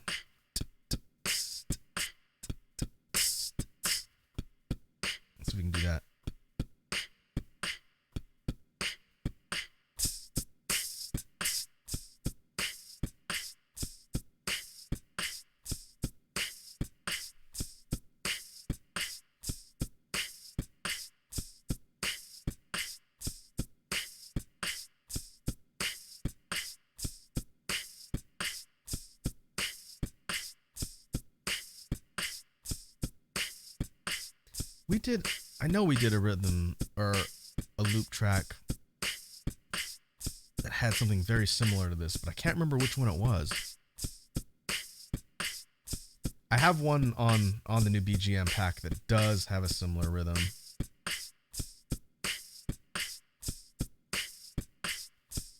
In fact, it's this tempo, so maybe if I up the tempo a little bit, that'll distinguish it better. We're at 127.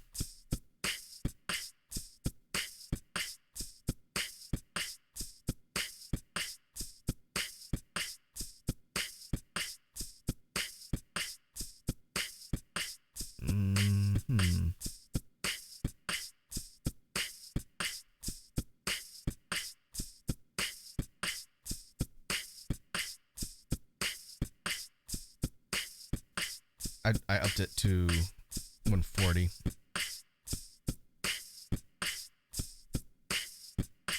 Oh, that reverted it, huh?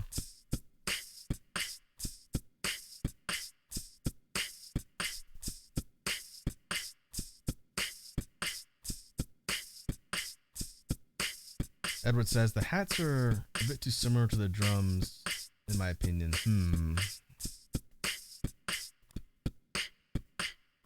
Good thing I can turn them off.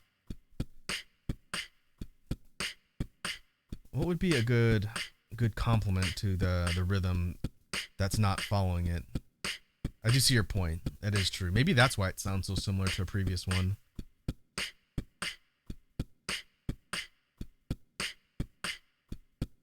We could try and add like a 16th note run. That would be kind of difficult to loop, but like a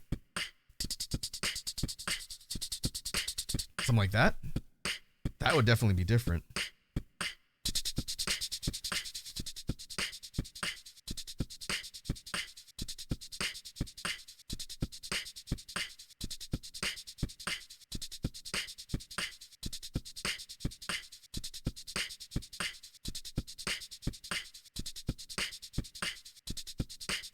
Or we can try and put it on its own track. That might make it easier for me to loop. If we did a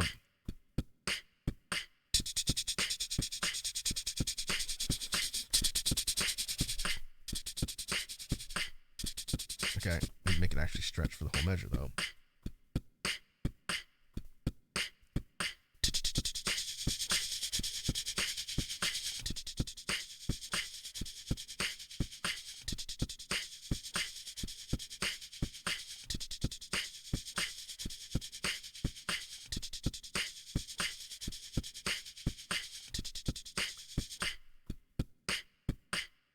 Problem with that is I ran out of air, so you can tell when it starts and stops.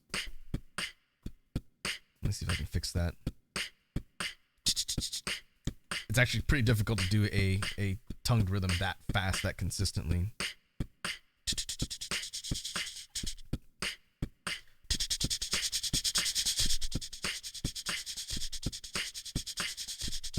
That's a little bit better.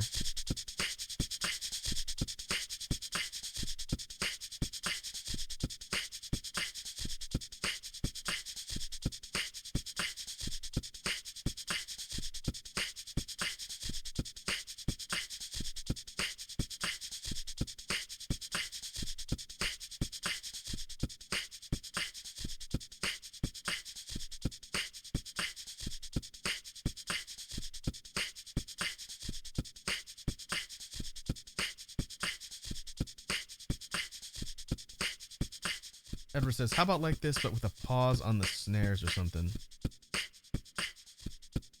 Well, I can't fix the snares without redoing the whole rhythm track. I can add another snare. Like I can make it 3 instead of an offbeat 2, but I can't change where the current ones are at. I wish that we had the ability to do that with the loop station, but I can only overdub and add. I can't move stuff around. Because I can make it so that there's 3, so it sounds like... Actually, I need to make sure to do the right snare. So... I can make it 3. That might be interesting. So I can just undo it if it doesn't sound good. Let's try it.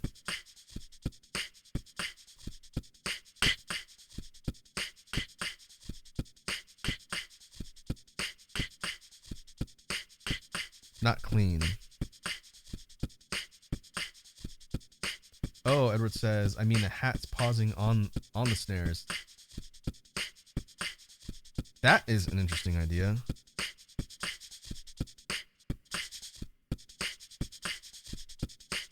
Now, what would that sound like? So it's cutting in and out between the snares? Is that what you're saying? I can actually try and record that on the same one as the rest of the rhythm.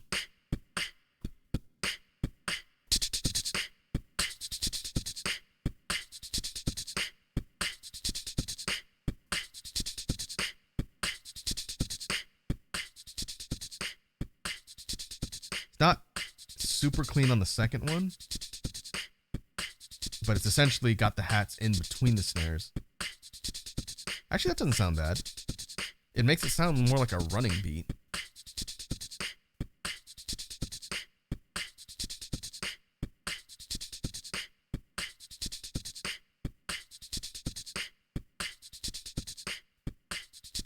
I'd probably, if I could redo it, I would probably make the snares a little bit lower in volume. But I kind of like how, unintentionally, there's a bit of a crescendo and they get louder and they get softer. So it goes kind of up and down. It's kind of a more dynamic thing I didn't mean to do, but I think it works.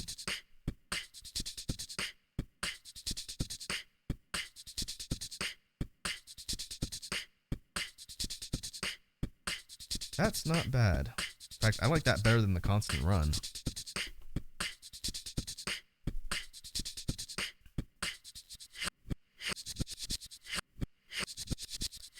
And reverse just affects the rest of the rhythm and not the hats. Alright, let's save that. I'm gonna lose the ability to take that off now because I saved it. But that's not bad. Interesting suggestion. I don't know if that was exactly what you were talking about, Edward, but I do like the way it sounds, so I'm going to leave it.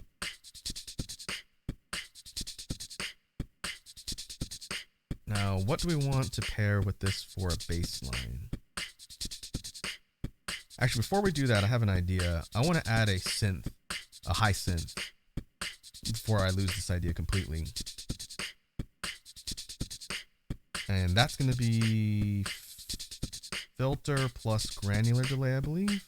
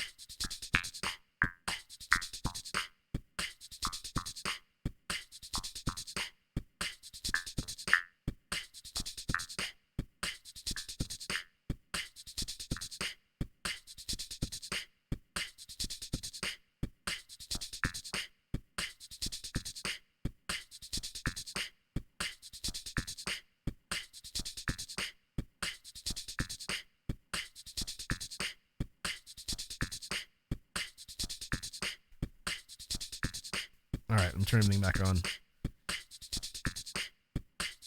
I might have to boost the volume of the track on that kind of echoey mechanical synth. I wanted more of the chimey one. I'm gonna have to go back and look at my settings on how to do that.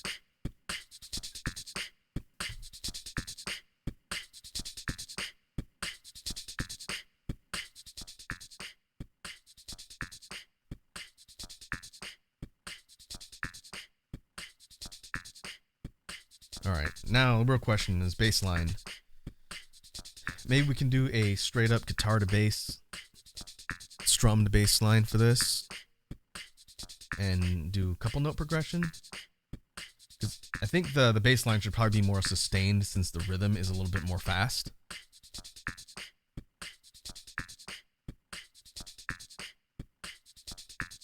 Maybe 3-note bass, like 1 2 3 1 1 2 rather 1 1 2 1 1 2, maybe 1 1 2 and 2's a step higher.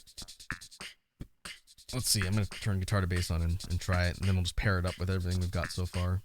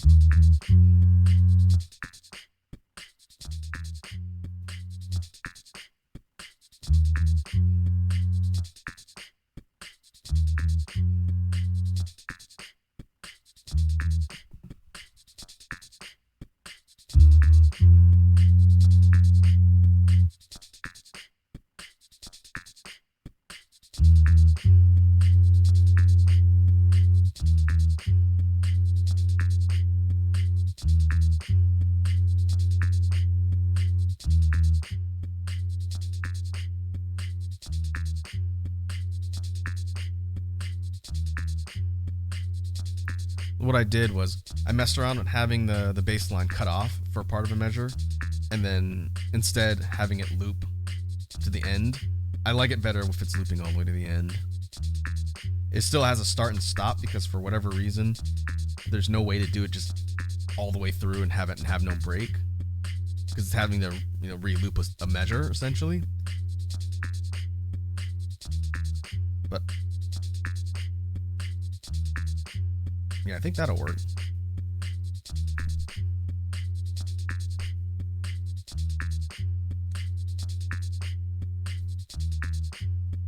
I want to try something here.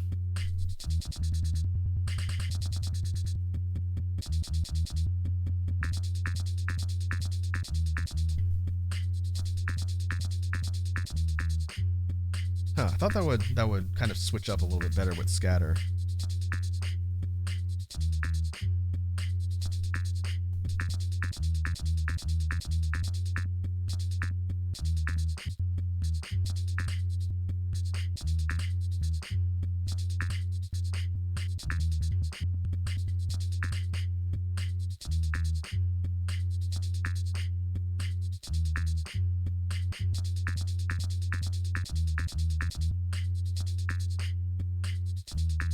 I guess not.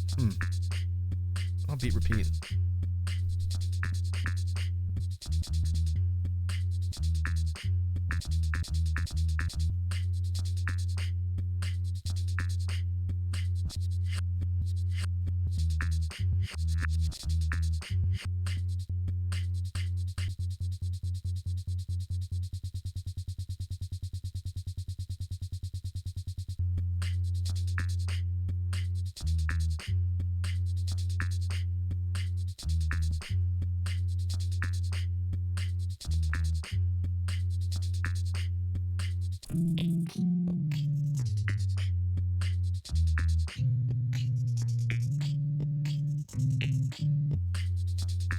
Yeah, transpose doesn't do that cleanly, but I did want to test it just to see, because I don't use that effect a lot.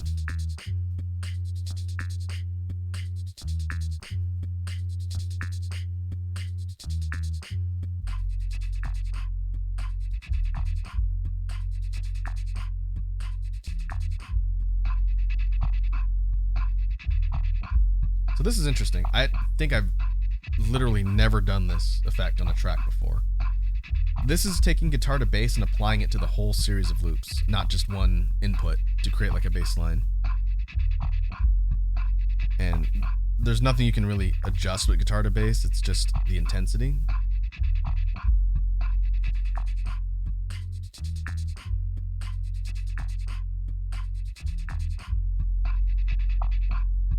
It almost creates a filter effect. It's creating a super noticeable low end though. Like I can hear it because I have pretty decent headphones. It's basically boosting the low end of everything and then kind of muffling out everything else. I think it sounds too farty to actually use as an effect, but it is interesting that it does that.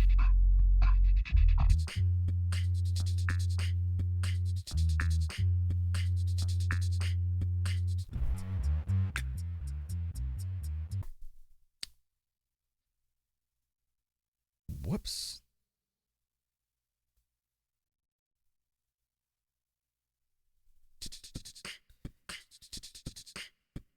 That's how I deleted my work before. If I exit out by accident while I'm in the input and then I switch tracks, it loads the track instead of the sequence of inputs. That's how I did it. Well, fortunately I saved when I was done with the rhythm on that last one, but I lost the bass line and the synth.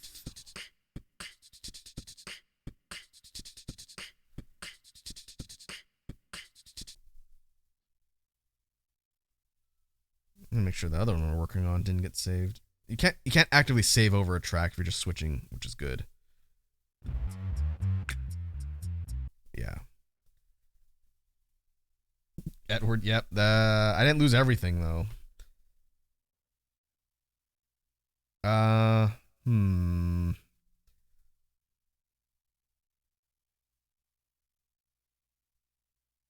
Well, I can re-add the bass line. I'm not too worried about the synth. I wasn't entirely happy with how that turned out.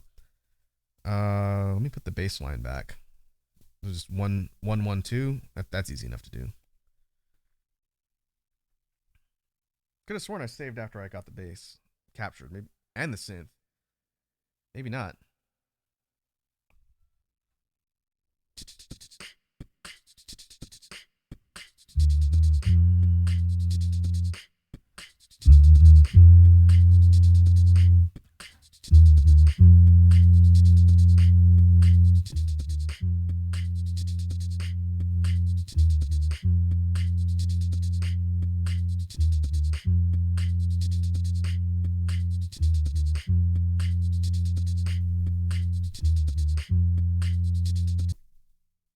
Oh, that was easy enough. I'm saving it now. I was looking back at the footage from the last jam stream, trying to figure out what exactly I did, and so that's what happened. Basically, I let the menu back out to the track level instead of at the track effect level, and you guys can't see my loop station, but in order to navigate the different parts of the track effects and input effects, you use a knob, and the knob just scrolls right or left, and you're cycling through all the different inputs.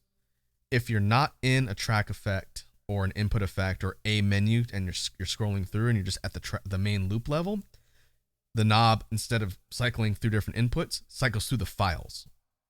So basically what I was doing by accident was I was exiting out one level up from the folder, quote unquote folder, that has all the effects I'm cycling through, and I'm setting it to cycle through the loops. And that reloads a file. And if you haven't saved, blanks out everything you were doing.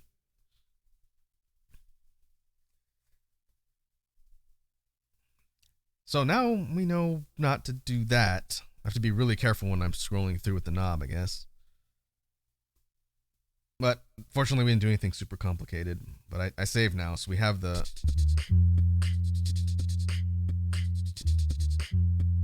bass line and the rhythm. The rhythm was the important thing. I would have been kind of annoyed if I lost that with the hat run and everything.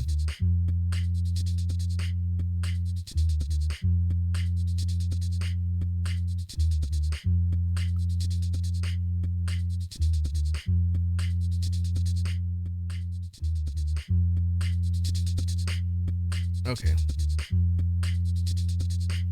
What if instead of that synth I was trying to do with granular delay, we did the pitch bend one, the one that creates kind of quote unquote the B sound. And if it sounds thematically close, we can loop it into the upcoming summer BGM pack. Once we figure that out, this will be the last track I work on for the day, and then we'll close off by getting a sneak preview of the BGM pack coming up. I think I remember where I saved it, but you guys will get to see what's going to be part of that pack. I'm looking forward to it. I've got most of it recorded already. Alright, so we want pitch bend and reverb, I think.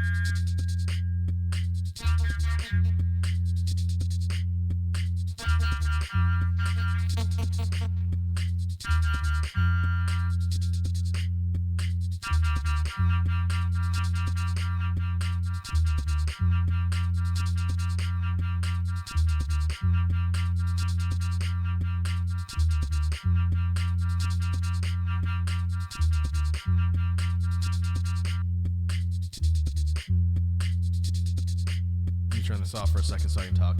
That's a really interesting kind of siren weird noise. That would be extremely annoying to put into a BGM, but it is interesting that it does that effect. If I'm just doing like kicks, like a into the input when I have pitch bend on, that's how you're getting the B noise. But let me see if I can do something else with it. Or we can switch to another instrument type.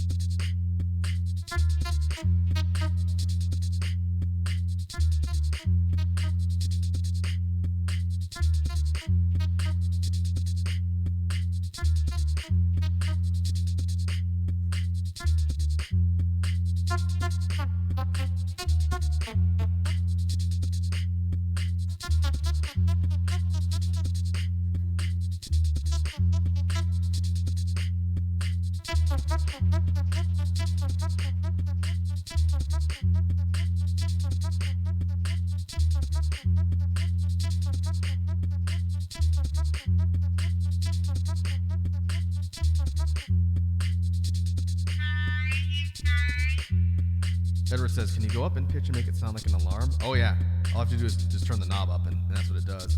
So it sounds like this.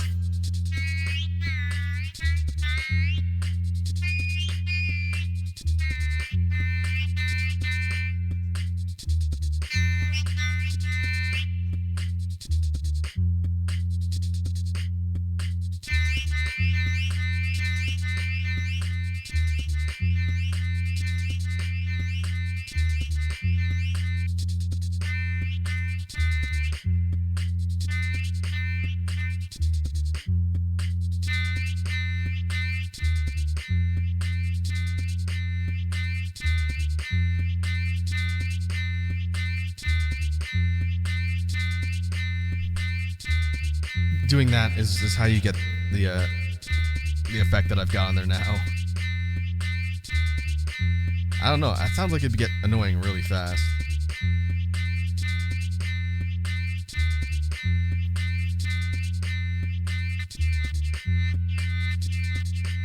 Reverse isn't on rhythm. It sounds kind of neat, but it's not on rhythm.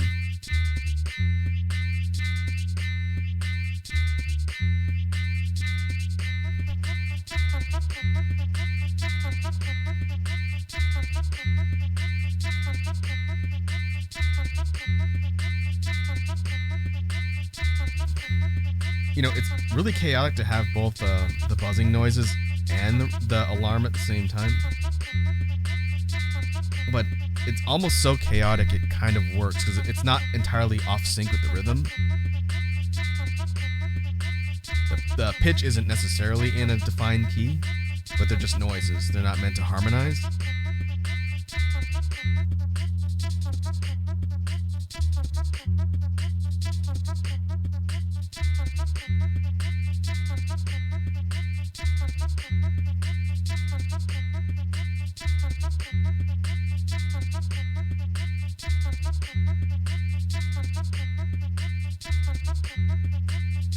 Edward asks, what would the ascending note alarm thing sound like with the lower pitch from before?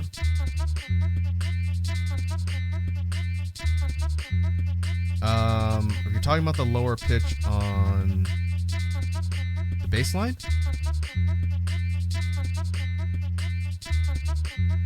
Or are you talking about a lower pitch on the alarm itself? Because the pitch on the effect, I don't know. I can't change the pitch of the alarm without re-recording it. Like I could re-record it and then drop it down. Let me turn this off.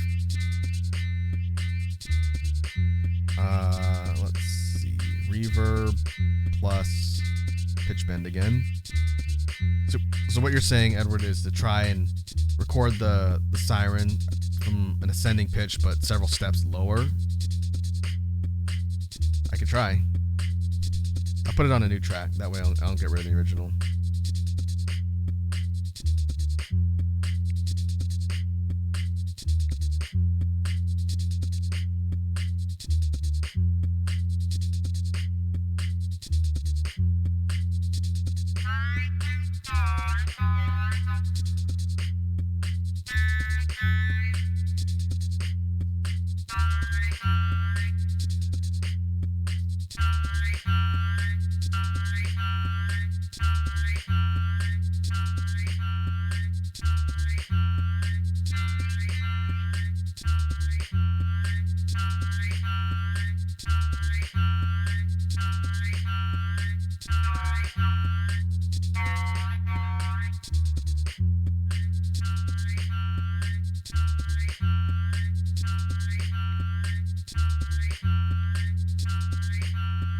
Alright, let me turn everything back on. So we have two versions of the siren now.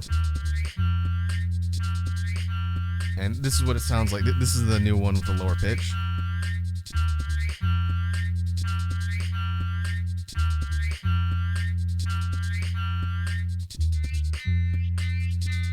The rhythm isn't the same. It's not the same rhythm, but I wanted to just capture the pitch. So it's not as rapid.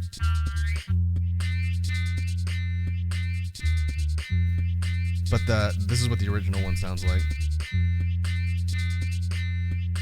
I think that might actually be an interesting compliment if it's not using that sound effect. The second one is more annoying, though. I agree with you there.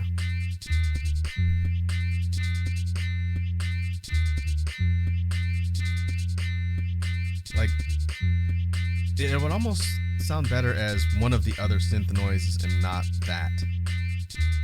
But that effect, interestingly enough, is pretty similar to the ring modulator. Not exactly the same, but that's the one that kind of sounds like an alien voice. Let me pull it up. Ring. It sounds like this.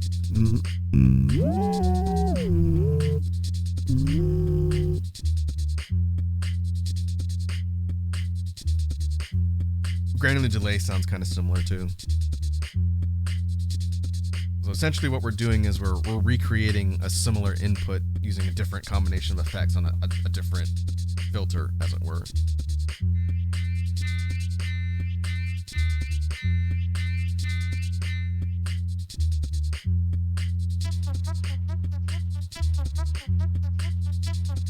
Yeah, I don't think I'm going to keep the buzzes.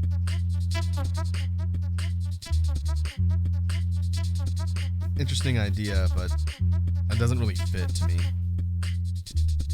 Alright, let's stop this. Save our freaking work. Let's see. What would really be nice, and again, I'm trying to figure out how to do this. I need to do more research into Beatbox technique. But I really want to figure out how to do a string note type sound. I know there's a way to do it using inputs because I've heard people do something similar. I just don't know what they did yet.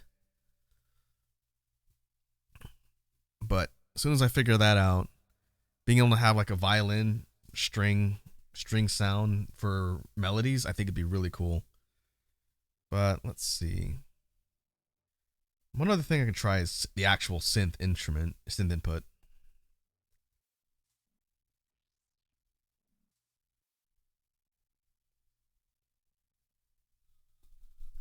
That's on input A, I believe.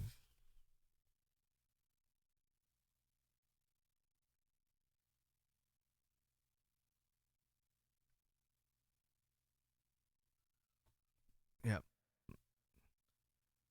Synth, I'm not as good at using. This one, I have it on, but it's not actually triggering. I can't remember if it's sharp noises. It could be because of the setting that I have on it. Let me mess around with it and see if I can get the synth noise to actually come out.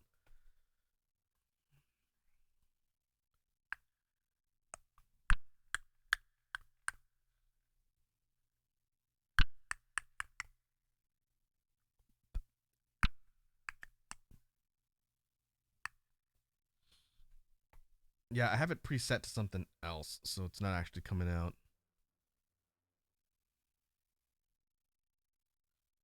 There's a couple other effects that are really powerful that I haven't quite learned yet. Another one is Vocoder. Vocoder is pretty neat because you can basically use it to create like robot voice melodies. And I think it needs a melodic track in order to vocode and create the input effect. It's a little bit more of a complex instrument that I haven't figured out how to use quite yet. I can try it here.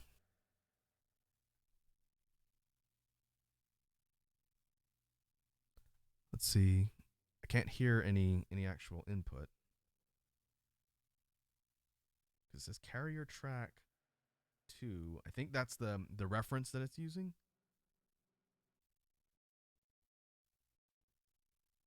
Yeah. With it on, you can't hear any actual effects, so I'm not doing it correctly. That's okay. At some point when I learn how to do it, we'll work that into effects because you can do some really cool stuff with Vocoder. Let's see. So turn our beat back on.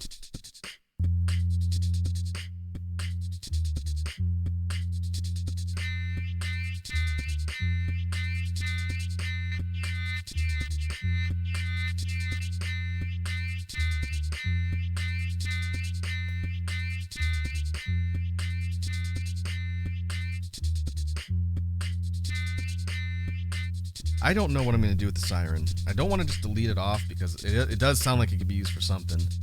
But I don't know. I definitely don't want it just looping constantly. It would sound very, very obnoxious if I did that. It'd be funny, but it'd be kind of annoying to listen to. It wouldn't be a good BGM track.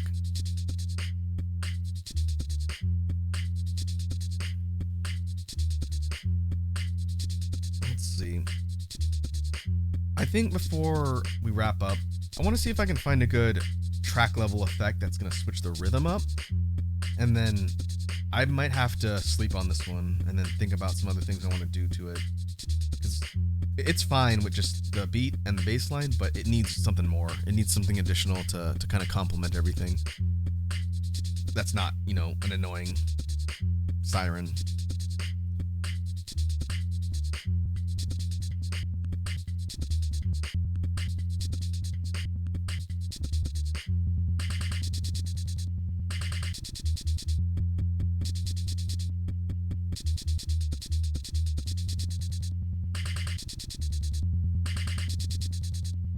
Yeah, scatter's not going to work.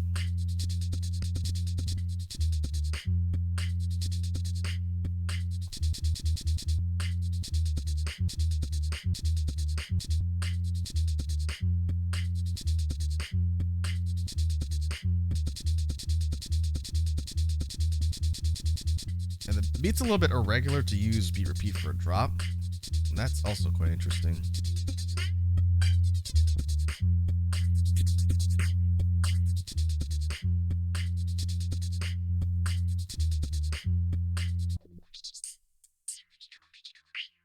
This is filter, high pass filter. We've used this quite a bit.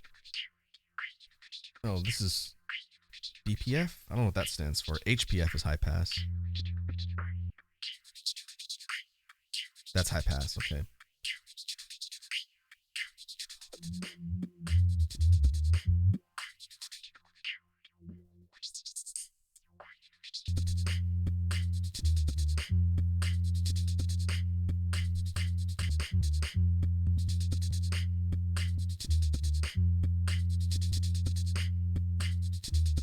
This is beat shift.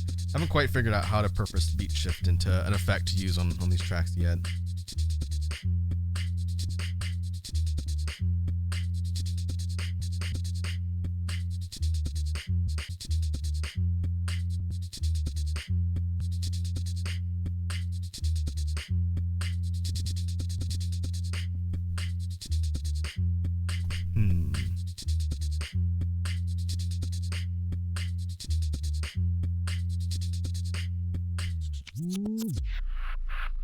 This is another one I don't use really at all because I haven't figured out a good way to use it. But it's vinyl flick. It basically functions like a record scratch. And I think the way you're supposed to use it is to turn it on and off. So this would be like you're slowing the record down. And then you turn it off and everything resumes. And if playing with the knob changes which way you're scratching the record, either forward or backwards. But yeah, I haven't quite figured out how to customize that one yet. It doesn't have any additional presets.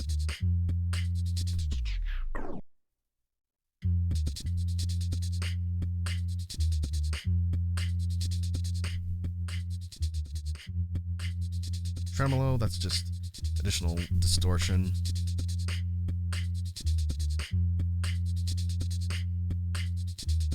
I wonder if we can transpose this without getting super bad distortion.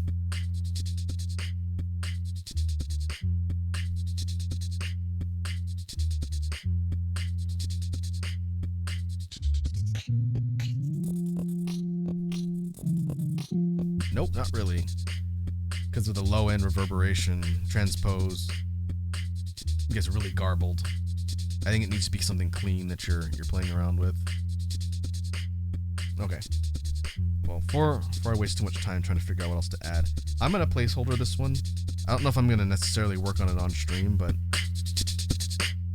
I will think of some other things to do with this beat and flesh it out into something a little bit more complex. But we'll go ahead and save this. Interesting kind of combination of ideas, and I'll have to come back to that one. And I'll figure out what to call it then. Before we wrap up, oh, Core Break's here. What's up, Core? How you doing? Welcome to the jam stream. We're actually in the tail end of the jam stream, but we're not quite finished yet. This is the second BGM track that we were working on after I deleted it by accident again. Fortunately, we had the beat saved, so I just lost some additional things like the bass and synth stuff. I put the bass back, so everything you heard is pretty much what we had. if you want to hear what you missed earlier on, before I show off something from the upcoming BGM pack, this was the other one. This one is called Distorted Vision. It sounds like this.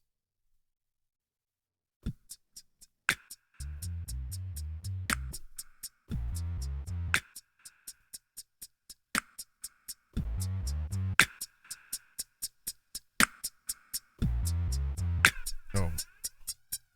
Whoops. Forgot to turn the effects on.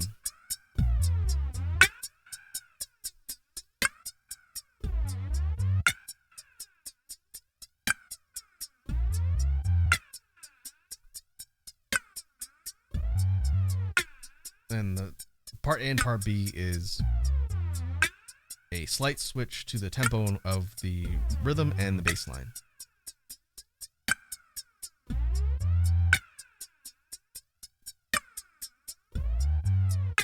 This one's a bit more slower, more ambient. If you want to see how we created that one, feel free to check the VOD later.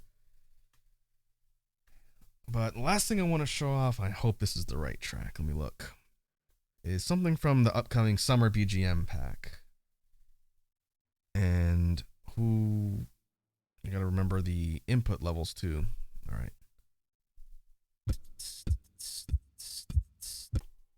Yes, this is it. Now, where was the track level effects?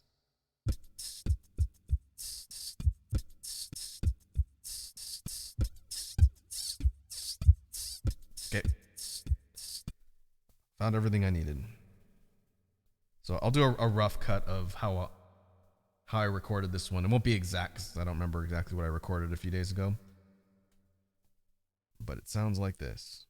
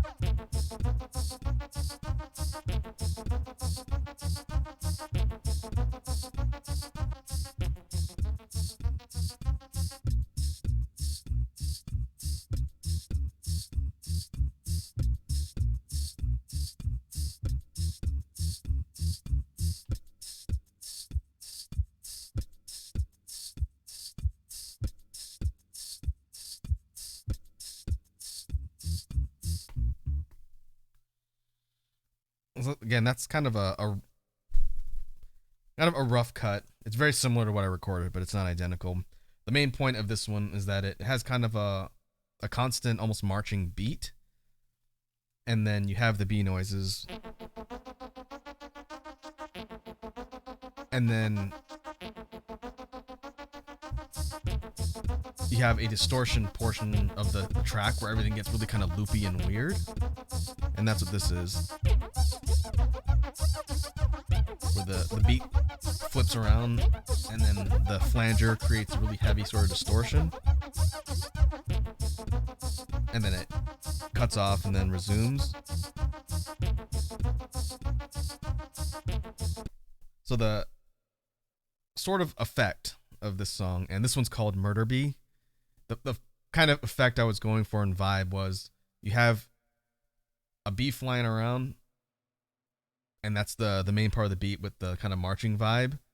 And then when it stings something, that's what causes the switch up that causes everything to get all loopy and weird. And that was kind of the effect I was going for. So everything is normal.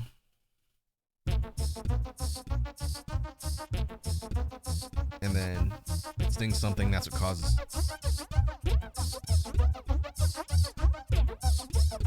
That's what causes the switch up.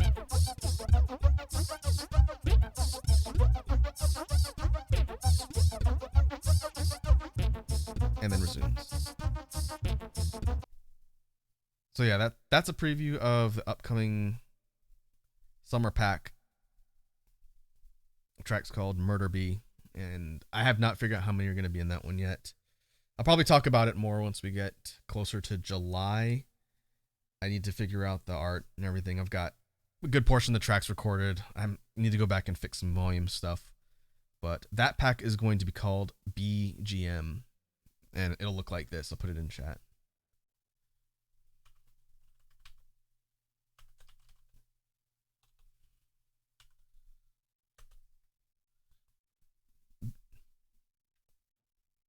Wazzy gave me that one. I told her I couldn't figure out what to call it, and she said it was the most obvious pun in the world, and she's not wrong.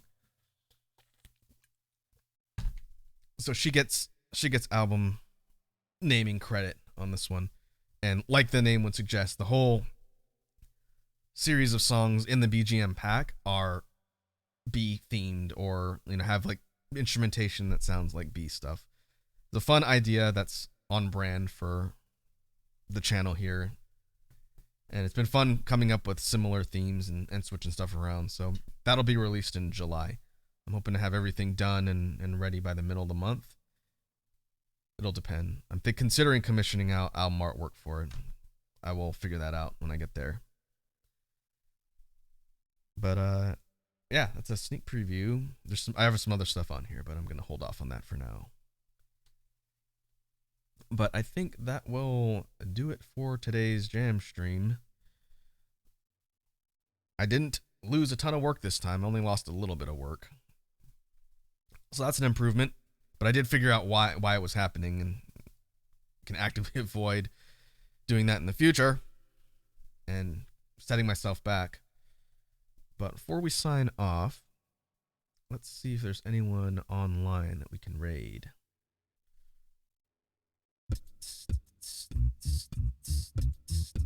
I'll put the track on in the background while I look at my list here. I think I'm still a little bit early for most folks in my time zone. I don't see anybody online that is live. Let me go see if there's any VTubers doing music.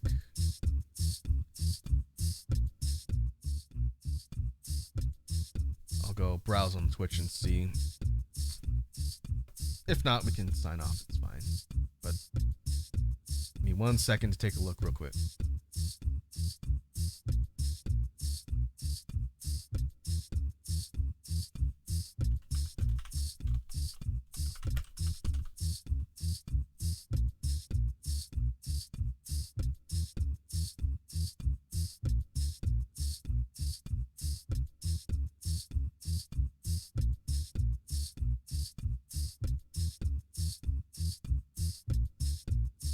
If I search correctly.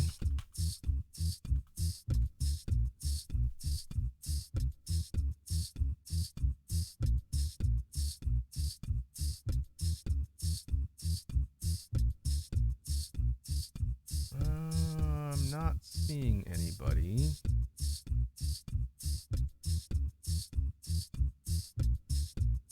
That's fine. Edward, if you have a recommendation or someone you know is cool and can raid, go ahead and drop it in chat and I will look their name up.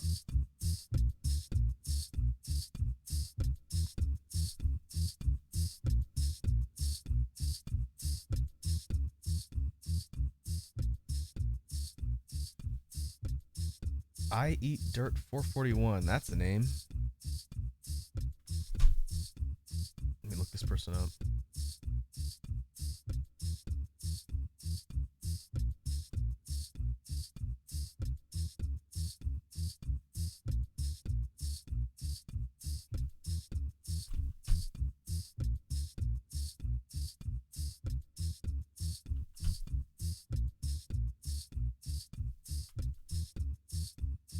Fallout 4.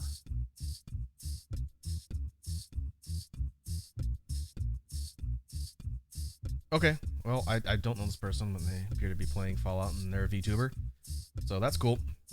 Alright, let me stop this. And we will go ahead and go to outro. Thanks again, folks, for tuning in today. we definitely talked about a lot of stuff related to beatbox technique and whatnot. Core, if you're interested in seeing that discussion, again, the VOD will be up here momentarily, and then it'll also be on the archive in the YouTube channel too, if you want to see what we talked about. So that being said, thanks again for hanging out today, and let's go raid I Eat Dirt. I'll catch you folks in the next streams. Have yourselves a good evening.